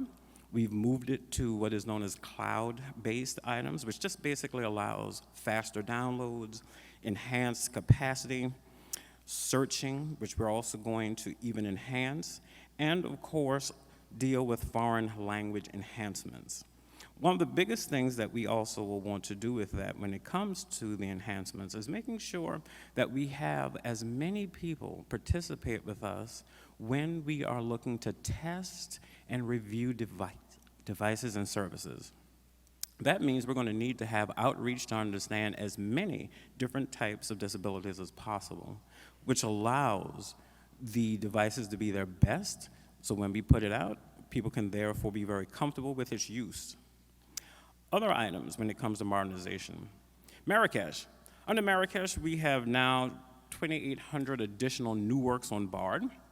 We have had over 51,000, I would say, downloads in the past year, and stunningly, we are now up to 131,000 plus NLS titles when it comes to the shared item with the World Intellectual Property Organization known as WIPO. We've also began, because of this, to publish a new item called Foreign Language Quarterly. And we now have content in 13 languages and looking to do more, particularly in some very unique areas. This was also picked up by the Washington Post, in which there's a wonderful article talking about how a treaty signed in Marrakesh made the Library of Congress more accessible. Modernization. One of our most surprising and stunning items that we were probably going to say we expected this, but we did not expect the outpouring we received, is on the refreshable Braille device.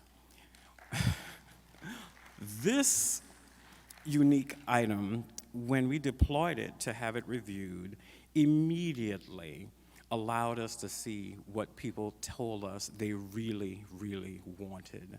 The demand has been tremendous. We have over 6,000 that we plan to have out by the end of the year, and we are going to procure even more. Of course, we have inflation, supply chain demands, and some logistic items, but we believe we can be confident in getting that to happen. They are now in over 37 states, and we continue to look to expand. And we have people basically banging on the door saying, I want in on the pilot. And so we will look to see what we can do to make that happen. This, however, has been an amazing thing for us to see when it comes to this device and in working with HumanWare and, of course, our other partners to craft different types. We look forward to a wonderful future when it comes to refreshable Braille, because this is an amazing thing that's coming.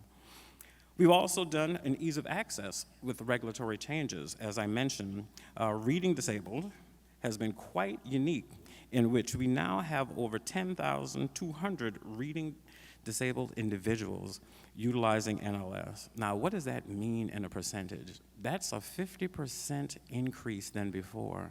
And so we know that there also is a wonderful need to allow access to materials so that we complete our mission, which is known as, very simply, that all may read. I deeply believe that when it comes to this position, which I am humbled and honored to be within, my goal is to make sure that the organization lives up to its mission and also takes the time to really have things put front and center for people who should have never had to ever ask that this be done. This should be front and first. I'm usually very surprised when I'm in conversation that people will finish a project and then say, oh, now let's talk about accessibility, which is at the end, and here comes me, barnstorming in, saying we might need to start over, which usually can upset a few people. But hey, if you had done this at the beginning, it would have made a very, very different outcome.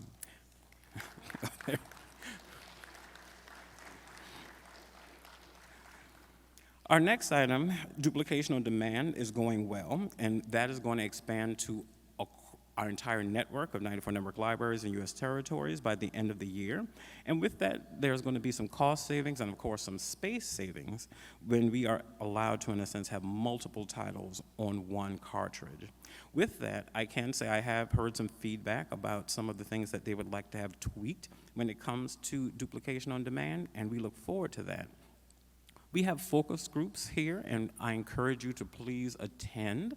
I was at one of our first yesterday, which I got a wonderful earful, but it allows you to talk about NLS's worth, our work, and our services, and how we can improve upon them, and also you can tell us what we actually might not know that we need to understand and know. Another item when it comes to modernization is that we're looking to have a whole suite of new things come to fruition in the future. This, of course, requires testing. So with that, one of the things that I believe is very helpful when you're working with a very diverse group of people is to have a variety or diverse type of products. So we are looking to, in a sense, have BARD as an access. We're looking to have embossed Braille. We're looking to have a digital advanced player known as our E2 DBM player. And of course, we're looking to do a few things with large print in most aspects. I do recognize there is some consternation on something that I needed to have happen, which we will discuss at the salon today when it comes to one of our large print formats, and looking forward to that conversation. Things that will probably be very unique to understand is that we are looking to have a smart speaker, in a sense, and also text-to-speech, and of course, VUI.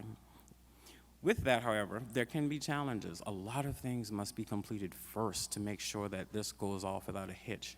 And that means a lot of review, a lot of participation by people to play with these devices when we make them available and tell us what we can do to make them better. Another area that we are looking to expand, which we're doing right now, is collections.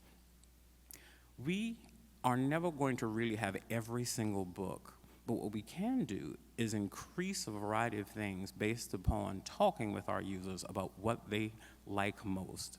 We also will be a library in the sense of if we don't have it, our goal will be to tell you where you can access it and find it. So it will be, in a sense, an engaged and interactive experience when you talk about the National Library Service. Our partnerships, very, very unique. We launched a pilot that, again, went very similar to the Braille e-reader. Within the first week, we started to immediately have a request when it comes to Braille on demand, in which we are allowing Braille to be, in a sense, provided out once a month. And that request just gained us a much larger insight into that people want that. Followed by our outreach. We are doing a lot when it comes to veterans and the Veterans Administration. So we have a VA rapid sign-up program that we are doing in a pilot that is going to be very impactful in working with people who, in a sense, might have unfortunately received an injury that, in a sense, now has them considering some life situations. We hope to make that experience and transition as seamless and as easy as possible to do the things that matter most, which is enjoy the life you have. Free matter for the blind. This conversation is one that I have taken up very, very importantly when it comes to the Postal Service, who is our partner. We are having, I would say, really interesting talks and making sure that we talk about training, and so that when people, in a sense, mail items or receive them, that everything is in sync properly when it is received through the mail by the carriers. The conversations are going well, we're learning lots, and the Postal Service is a committed partner to making sure that free matter for the blind works seamlessly for everyone going forward. Relocation. For those who might not know, we are located on Taylor Street in the District of Columbia, and we are happy to have you visit as the federal government starts to fully open up.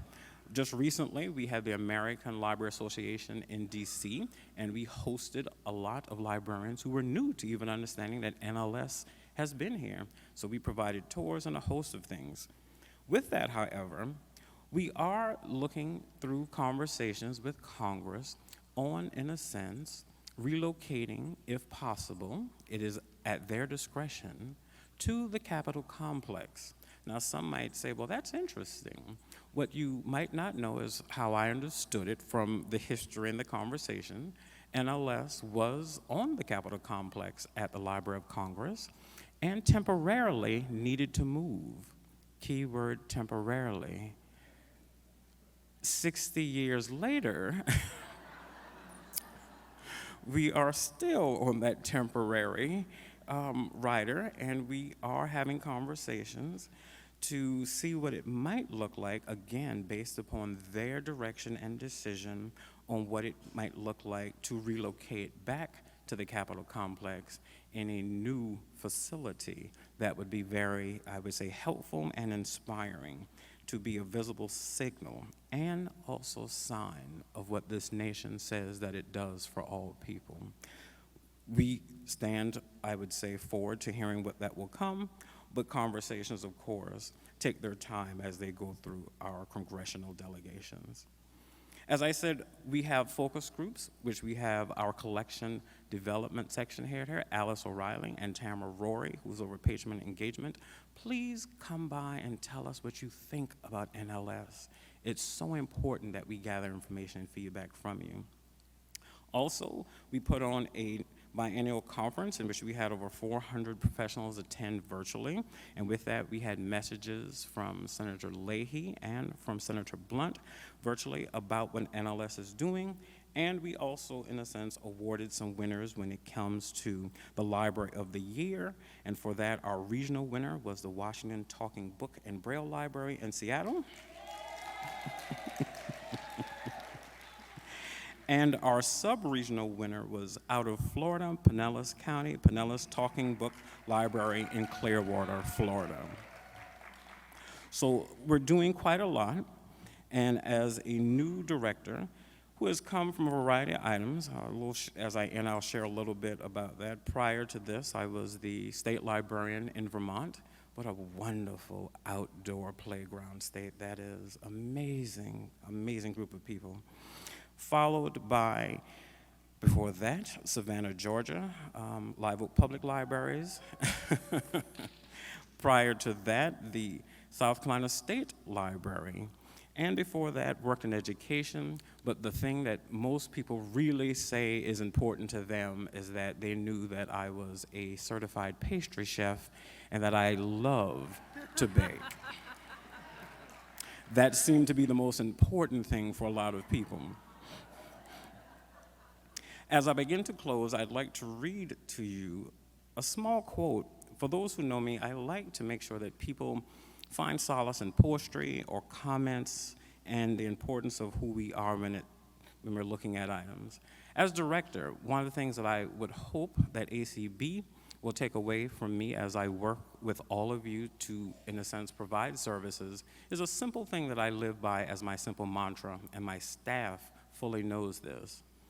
It's not that important that we actually be right at NLS. The important thing is that we get it right. And with that, it's very important. So, in closing, by a quote under the pen-named author C. Joy Bell C., this is important. The only way that we can live is if we grow. The only way we can grow is if we change. The only way we can change is if we learn. The only way we can learn is if we are exposed. And the only way that we are exposed is if we throw ourselves into the wild open. Thank you.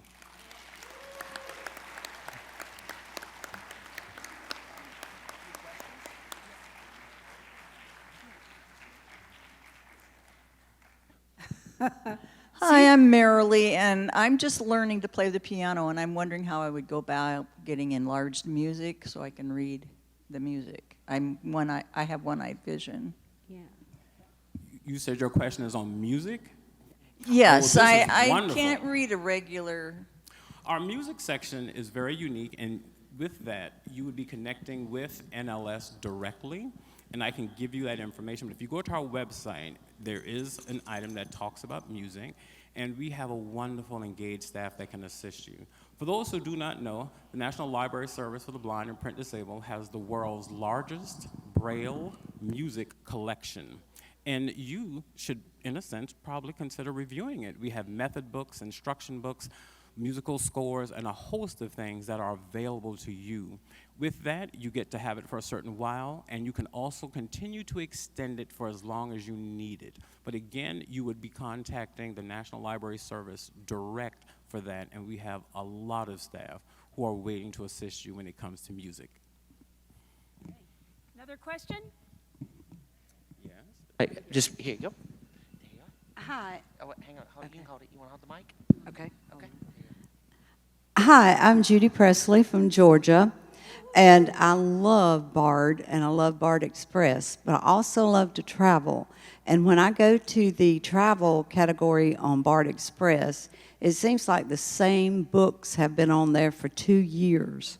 And I was wondering, is there someone in charge of those, changing those books on those categories, like biographies? It seems like biographies are the same books that have been on there for like 2 or 3 years. And I was just wondering, it seems like those could be changed more often. I appreciate that feedback, and yes, I would not want you to be traveling to the same places each time. So with that, again, as I said, I will make this information known to Alice O'Reilly, our collection development section head, who is here at the conference. She will be getting this in just a couple of moments, and we will be working to update that, and I appreciate that information. Good morning, everyone. Thank you so much for being here with us at the ACB National Convention.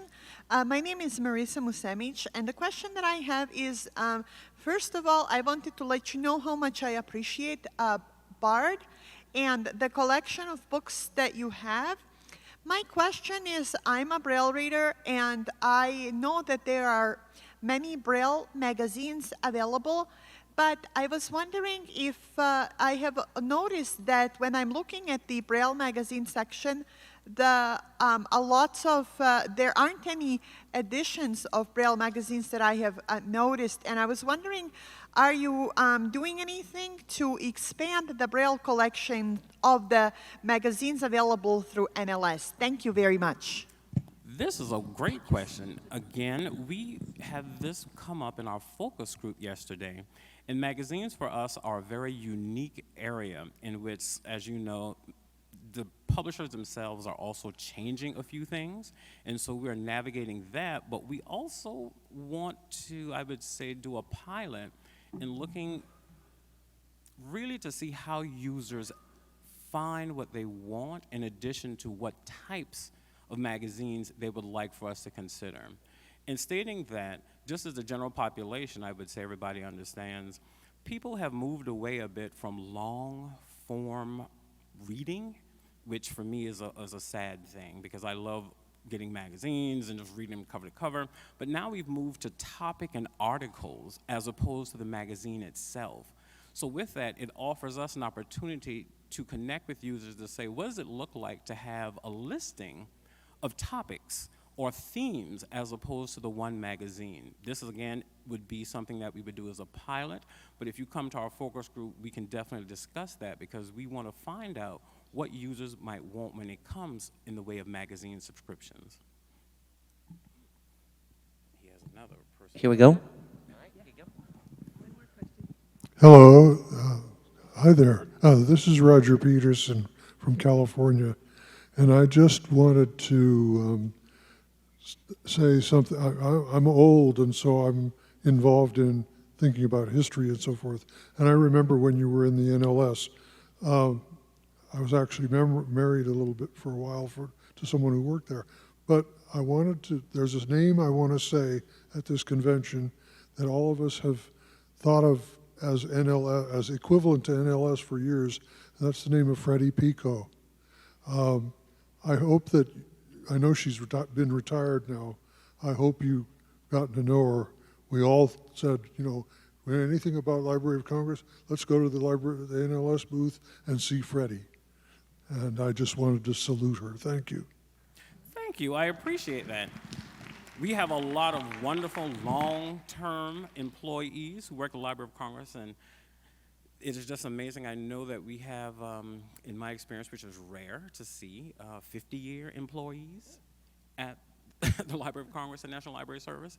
And of course, someone did retire, and she is at our conference, Judy Dixon. Well, we wonderfully brought her back as an annuitant, which she said, oh, why are you doing this to me? And I said, well, you never left. Look at her. So we'll have her for a few more years. Okay. Do we have time for 2 quick questions, or how are we on time? We can take one more question. Oh, okay. Here you go, ma'am. Hey, do you want to ask a question? Yes. I wanted to, my name is Kay Love from Oklahoma, and I was wondering, last year I read something or heard something that the library was talking about using smart devices like Echo and some of the others like that. Is that still something that is an option? We are. Our goal, however, is we have to do a lot of designing, which also means we need to bring in people to test a variety of things to let us know what they feel is working and is not working about them. This is also a unique time in which our plans can sometimes be skirted into different time frames based upon availability of resources. And so things that we order are unfortunately not always made in the country fully, and we must rely upon the construction of them outside the US, which adds a longer component. So things that we want to launch are being pushed forward into the future, but they are slowly coming online when it comes to text-to-speech, voice user interface, and of course, if we're lucky, a NLS version of Alexa. Thank you so much. All right, I want to thank you all for your time this morning with me. I want to give you a little leadership advice before I turn this back over to Dan for our exciting time to come. And that is, somebody said to me, so if you were going to become an officer in ACB, how would you know which office to run for? And they expected me to talk about talent and, you know, like, do you take minutes, or do you do books, or do you, like to stand around and shake hands? What's the job you want to do, right? And I said, well, you look at the summer convention program, and you see which day has the stuff that you would be the most excited to present, and then you run for the office that's associated with the presiding officer of that day. So there is my piece of leadership advice for you, and we'll turn things back over to Dan, who will now lead us in our awesome election process.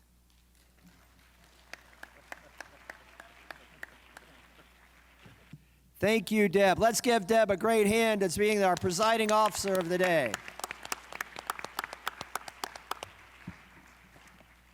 All right, it is now time to do our candidate elections. Just to review the process for everybody for today, we will start with our board of directors positions in the order that they were nominated out of the nominating committee. We will call for nominations 3 times from the floor. If we hear no nominations from the floor, we will go ahead and appoint that director position by acclamation, and then we will move on to the next candidate. Once we get our first contested election, both from the floor, then we will have speeches from both candidates. The first to speak with their speaker representatives will be the person that came out of nominating, and then next will be the person who was nominated from the floor. So that's kind of our process for today. We're going to have to do this, of course, folks, both in the ballroom and on Zoom.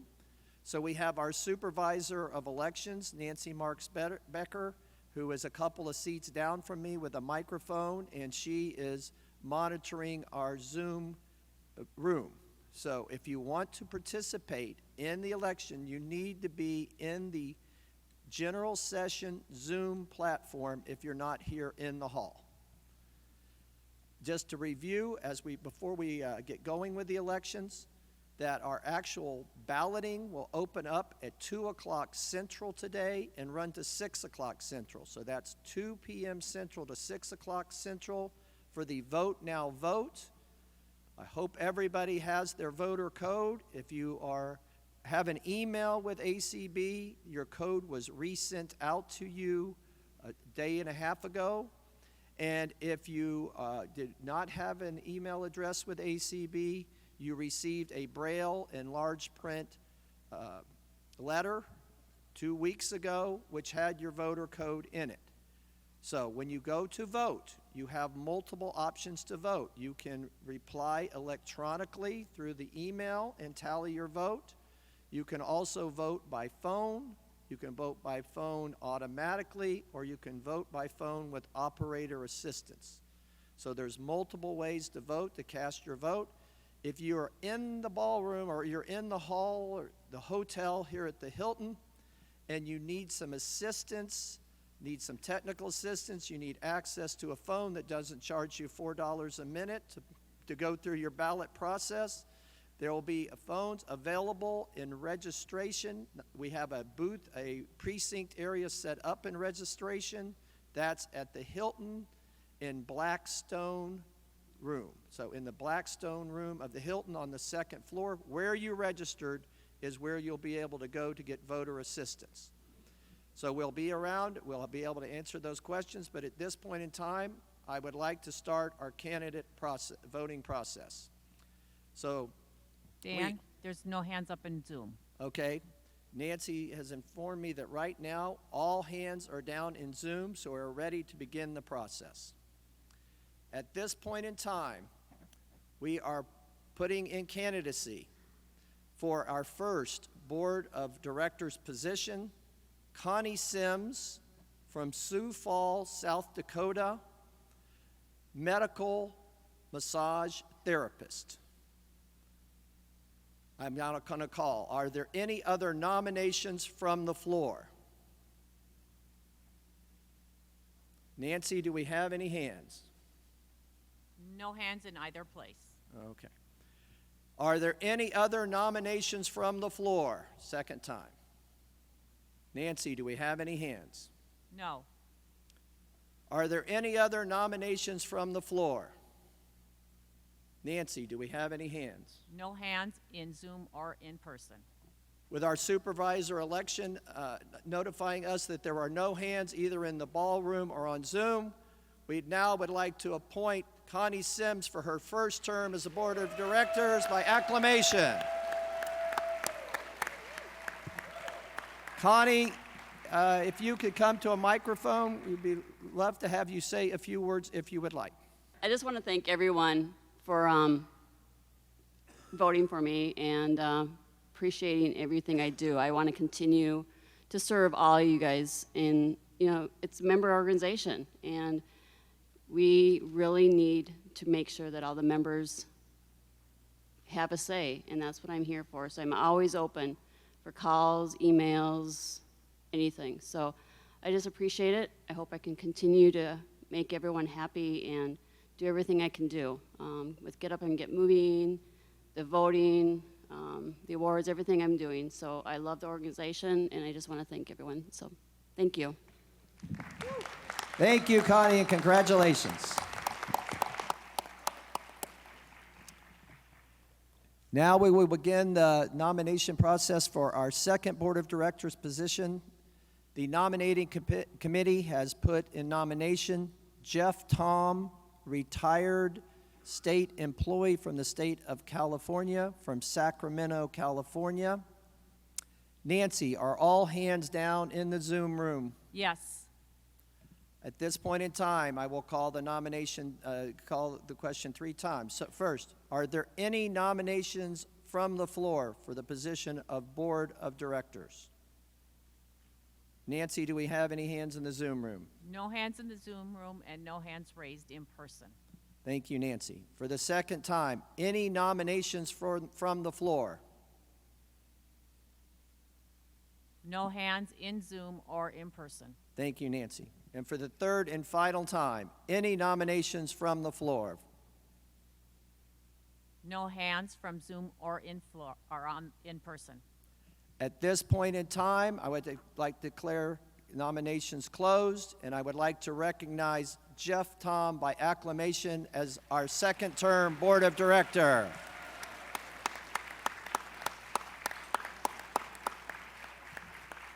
Jeff, if you would like to grab a mic and say a few words, we'd love to hear from you. Well, okay, so I want to very briefly thank everyone for electing me to a final term. And the only thing I'll say is I'll do my best to make my last term my best term. Thank you. Thank you, and congratulations, Jeff.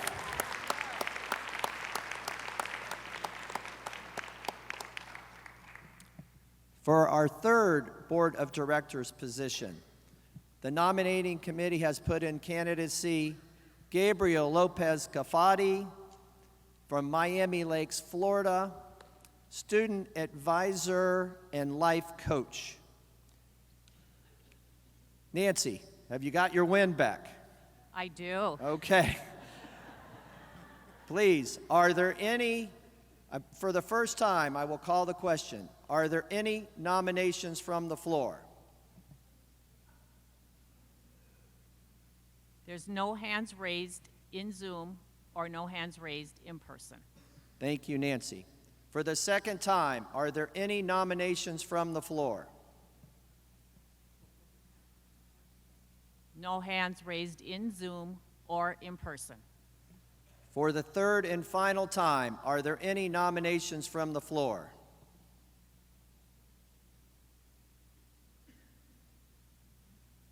No hands raised in Zoom or in person. At this point in time, I would like to appoint Gabriel Lopez Cafati for his first term by acclamation as the director of the ACB Board of Directors.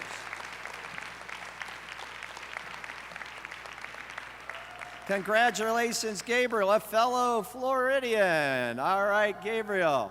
Let's see if we can get Gabe to a microphone to say a few words.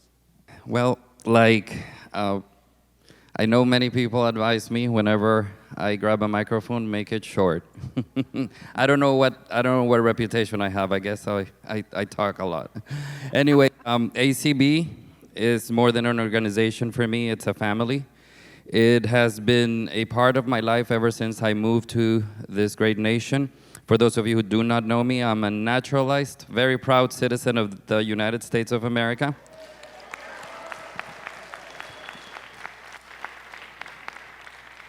ACB gave me a home not only through the advocacy, the camaraderie, the friendships, but also through an organization that is near and dear to my heart, which is BPI, Blind Pride International, which I currently preside, and has given me, like I said, the tools to succeed, to continue serving others, not only within this organization, but everywhere I go.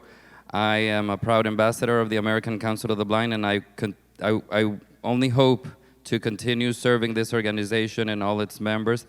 Thank you all for your support. Thanks to my partner, Anthony Corona. Thanks to my parents who are listening from Honduras. And our guide dogs, Posh and Bodie, and all my BPI family and my ACB family. Thank you for believing in me, and I promise I won't disappoint. Congratulations, Gabriel. Back. I would also just like to recognize that we have our parliamentarian with us here today, Denise Erminger, and she is also helping Nancy oversee our election. So just apologize, Denise, for not mentioning you earlier, but she's right up here to our right. She's in between Nancy and me, so she's getting to hear lots of conversations. So thank you, Denise. All right, at this point in time, we are ready to begin our candidacy for the 4th Board of Directors position. The name that has been put in nomination by our nominating committee is Terry Pacheco from Silver Springs, Maryland. Terry is an administrator with the Federal Communications Commission. At this point in time, Nancy, are all hands down? All hands are lowered. All right, all hands are lowered. Are there any nominations from the floor for our 4th Board of Director position? I see one hand in person. Yes, I'm here, President Dan. This is Marcia Farah from the state of Georgia with our rich 66 years of history. I proudly rise to place in nomination the name of Cecily Laney Nipper. We are very proud to have our young leader from Georgia be willing to serve in the ACB board. Marcia, thank you. I heard the name of Cecily Lane Nipper put in nomination. Hopefully we'll work on the echo here. I need to know Cecily's occupation and the city she lives from in Georgia. I'm a transcriptionist from Covington, Georgia. Thank you, Cecily. Transcriptionist from Covington, Georgia. Thank you. All right. For the second time, are there any other nominations from the floor? I have someone's hand raised in Zoom. Ricketts, the one ending in 442. Dan, Okay. it was Kelsey Nikolai on Zoom that wants to, she nominates herself. Okay. Kelsey Nikolai is nominating herself. Kelsey, what is your occupation and what city are you from? She's a transcriptionist from Diana, Oregon. Ohio, I'm sorry. She's a transcriptionist from Medina, Ohio. Ohio. So far we have 3 candidates for our 4th Board of Directors position. I'll call for nominations one more time. Are there any other nominations from the floor?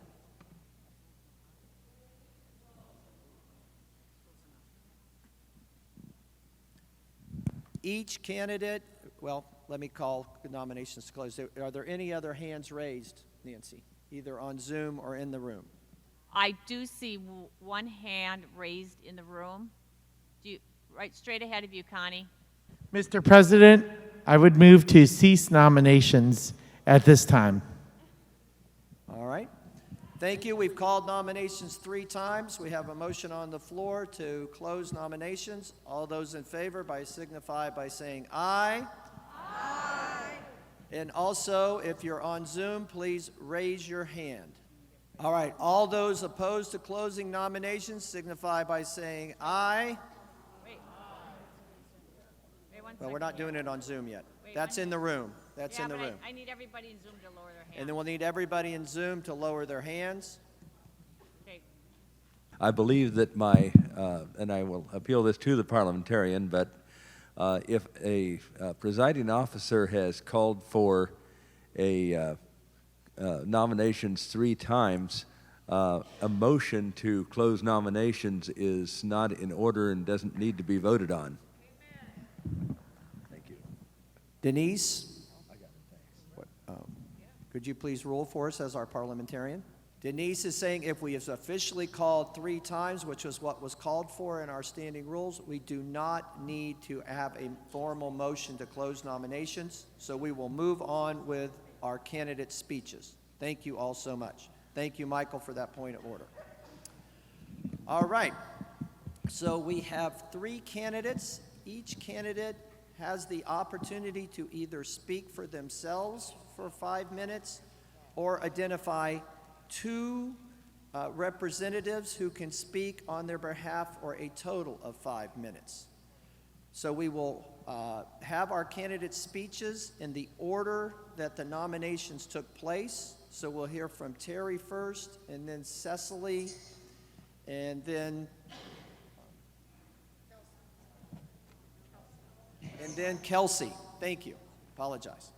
So at this point in time, Terry Pacheco, do you have your 2 speakers ready to speak? I believe they are. I know one is. I'm not certain if the other one is there or not. My 2 speakers, first of all, good morning, ACB. I am delighted to be here. My 2 speakers are John McCann and Amanda Selm, president of ACB Next Gen. All right. At this point in time, I want to first, Nancy, are we good to go on Zoom as far as you know? Okay, and Deb and Eric, you've been monitoring. Are we good on the Zoom platform? All right, at this point in time, I would like to recognize John McCann for a 2.5-minute speech in support of Terry Pacheco. And John will give you a warning at 2:15. Thank you, John. And Amanda, get ready to go next. Okay, thank you, Dan. It is both a distinct honor and privilege to rise before you today to speak to the candidacy of Terry Pacheco for a position on the ACB, as a director on the ACB board. Terry has a long and most laudable history with ACB, going back some 50 years to her involvement with what was then the Boston Area Blind Leadership Council, which entity also ultimately became Dogs are not going to get you, honey. Don't worry. the core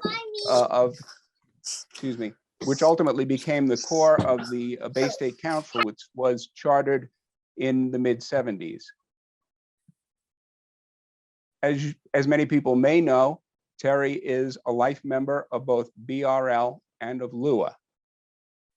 She has served as convention chair many, many years for the Bay State Council, and then subsequently served in that role for ACB of Maryland when she relocated to the DC area.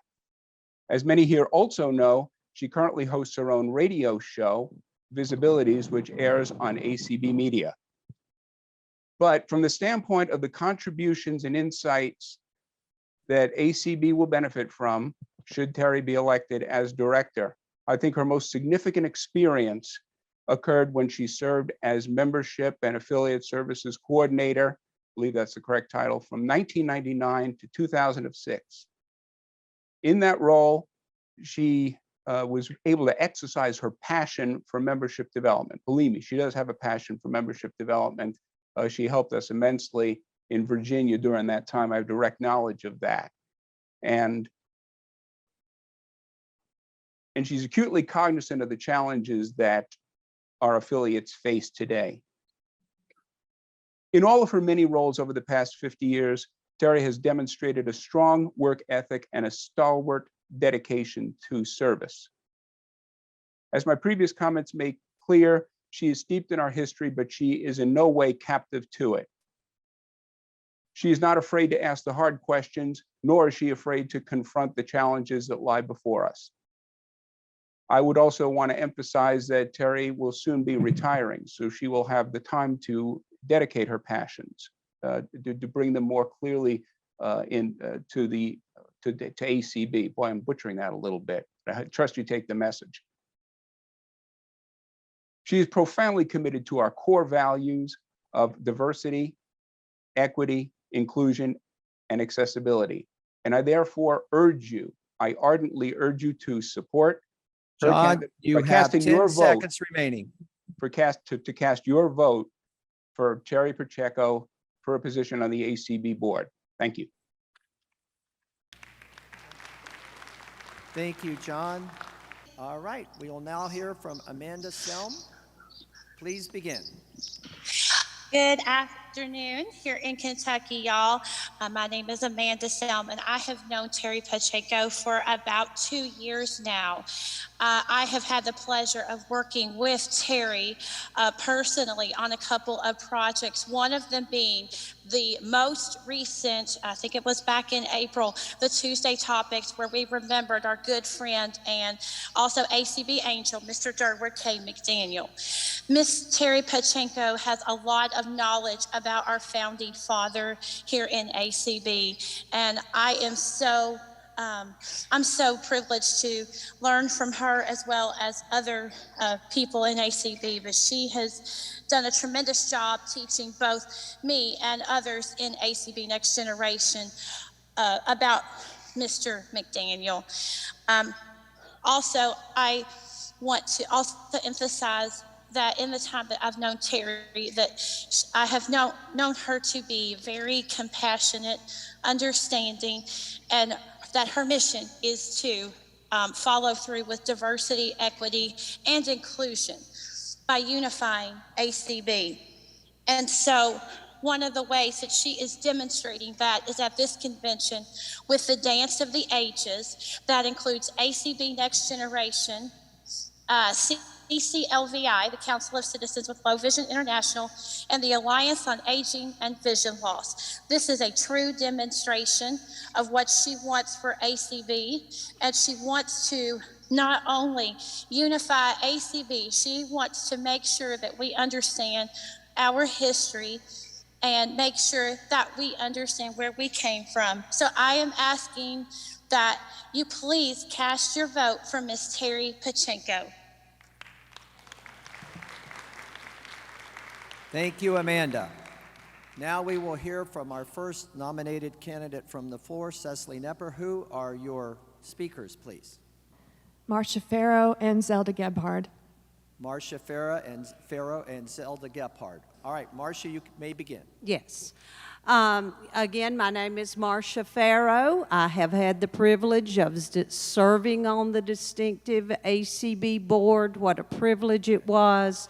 And I am so proud to know that our 35-year-old Cecily is interested not only in serving us in Georgia, which she serves us well, but is also very excited about the opportunity to serve at the national level.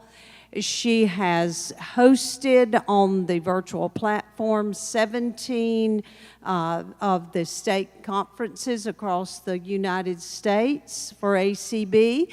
For those of you who like coffee, she had her own coffee program for several weeks on the ACB media. And so she is very familiar with things at the national level, but yet she is young. Cecily has been involved with us for about 12 years because, like many of us, Cecily was not born with a vision impairment. She knew life as a fully sighted person. She drove a car. She worked and was functioning totally in the sighted world. And then she found herself losing her vision and has went through that journey. She has lost the majority of her vision. So she identifies with those who are totally visually impaired and those who are just entering that journey. She understands the difficulty, the trauma, the uphill climb. She fights for services in Georgia, and believe you me, we have to fight for services in Georgia. She has testified at the state capitol, and she has become very entrenched in the political part of that whole process. I know without a shadow of doubt she will serve us well. She comes from a wonderful family that put themselves into community service. And I could not be prouder to ask you to vote for Cecily Laney Nipper for the position on the board of directors. Thank you. Thank you. Thank you, Marcia. Now, Zelda, are you at a microphone? I am. Zelda, you have 2 minutes. Would you like any reminders? 15 seconds, please. Okay, at 1 minute and 45 seconds. Zelda, you may begin. Okay. As Dan said, I'm Zelda Gebhard, and it was my privilege to meet Cecily about 3 years ago. She is a very engaging young woman, listens. We need leaders who listen, and Cecily's one of those. She was recognized last night, for those of you who are at the general session, as a leadership fellow. I have the distinct pleasure of serving on the DKM committee, and she is very, very well qualified and one of our shining stars to look at for our future in ACB. She is a real committed server of people. She started out her time in her local chapter in hospitality. She was looking to serve in whatever way she could, and that's where she started, making other people feel welcome. And as Marcia pointed out, Cecily has gone from there to various different roles, and she is currently serving the Georgia Council as their president. So they have confidence, I have confidence in her, and I hope you will have confidence in her too. She is a bright young individual who treasures the advice from her elders, and yet she has new and innovative ideas, and I would just encourage you to vote for Cecily Laney Nipper to be a director on the ACB board. Thank you, Zelda. Our last candidate nominated from the floor is Chelsea Nicolai. Chelsea, who? Kelsey. Gosh, man, Kelsey. I apologize, Kelsey. Yes, my name is Kelsey Nicolai. I'm from Medina, and I am a customer service representative. And I have a bachelor's degree in communications and French from Ashland University. And in 2014, I completed the Dale Carnegie program, which is a leadership and communication skills development program in which I was able to learn valuable leadership skills and apply that to real-life situations. And I'm currently also in Toastmasters, which is also a continuation of the Dale Carnegie for both leadership and public speaking. And I have the opportunity within Toastmasters to assume various roles within the club, such as being a Toastmaster, which allows me to lead the meetings and introduce speakers and roles for the evening. And I've also given speeches on a variety of topics within that organization. And inside of ACB, I have served on the American Council of the Blind of Ohio State Board from 2019 to 2020. And I have also been a part of various committees such as the convention planning and the membership committee, where my role within the membership committee is to facilitate conference calls for Ohio's at-large membership, which involves finding speakers for each monthly meeting, contacting them, and arranging for them to come and speak to the group. And I also did that as part of both the Ohio Convention as well as Pennsylvania Convention. I'm also a member of the Pennsylvania Council of the Blind, and I serve on their planning committee for the convention. I'm also serving on their technology access committee. And on the national level, I'm currently serving on the ACB Employment Committee, as well as the board for the Braille Revival Week, in which I'm helping people to realize their full literacy potential. And outside of ACB, I have served in other leadership capacities, such as Project Learn, which helps people, adults who may not have had the opportunity to learn to read as a child, help them develop literacy skills and to help them prepare for other exams, whether that's the GED or an SCNA exam or any other exam that they may need to complete, that they have not had the opportunity to.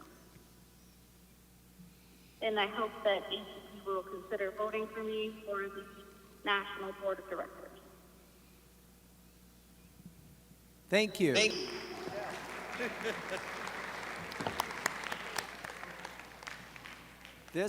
This concludes our nominating speeches for this candidacy position for the 4th Board of Directors within ACB's Board of Directors. Again, all 3 candidates will be placed on the ballot in the order that they were nominated. All right, everybody. So just to remind everybody that this is our 4th candidate's position for the ACB Board of Directors. We have 3 candidates that have been placed in nomination. They will be put on the ballot in the order that they were nominated. The Vote Now vote will open at 2 o'clock Central today and run for 4 hours to 6 p.m. Central. And then the affiliate roll call delegate vote will be tomorrow at the beginning of our general session on Monday. And the results of the election will be announced around 11:15 tomorrow at general session, and then we will continue down the slate of officers. So please, you can vote on Vote Now, as I said earlier, in multiple ways, either through your email, through your smartphone app, through your smartphone, through your phone system directly, either through the automated option or through operators. If you have any trouble and you're in the ballroom area or in the Hilton Hotel, you can go to a precinct that has been set up in Blackstone A, and there you can vote either through phone or with other smart devices. And once again, please remember your voter code. You have to use your voter code for all ACB elections this week. Good luck to all the candidates. And at this point in time, and Nancy says, please have patience. This is our first time doing this in a hybrid environment. And with that said, I will stand us in recess till tomorrow at 8:30.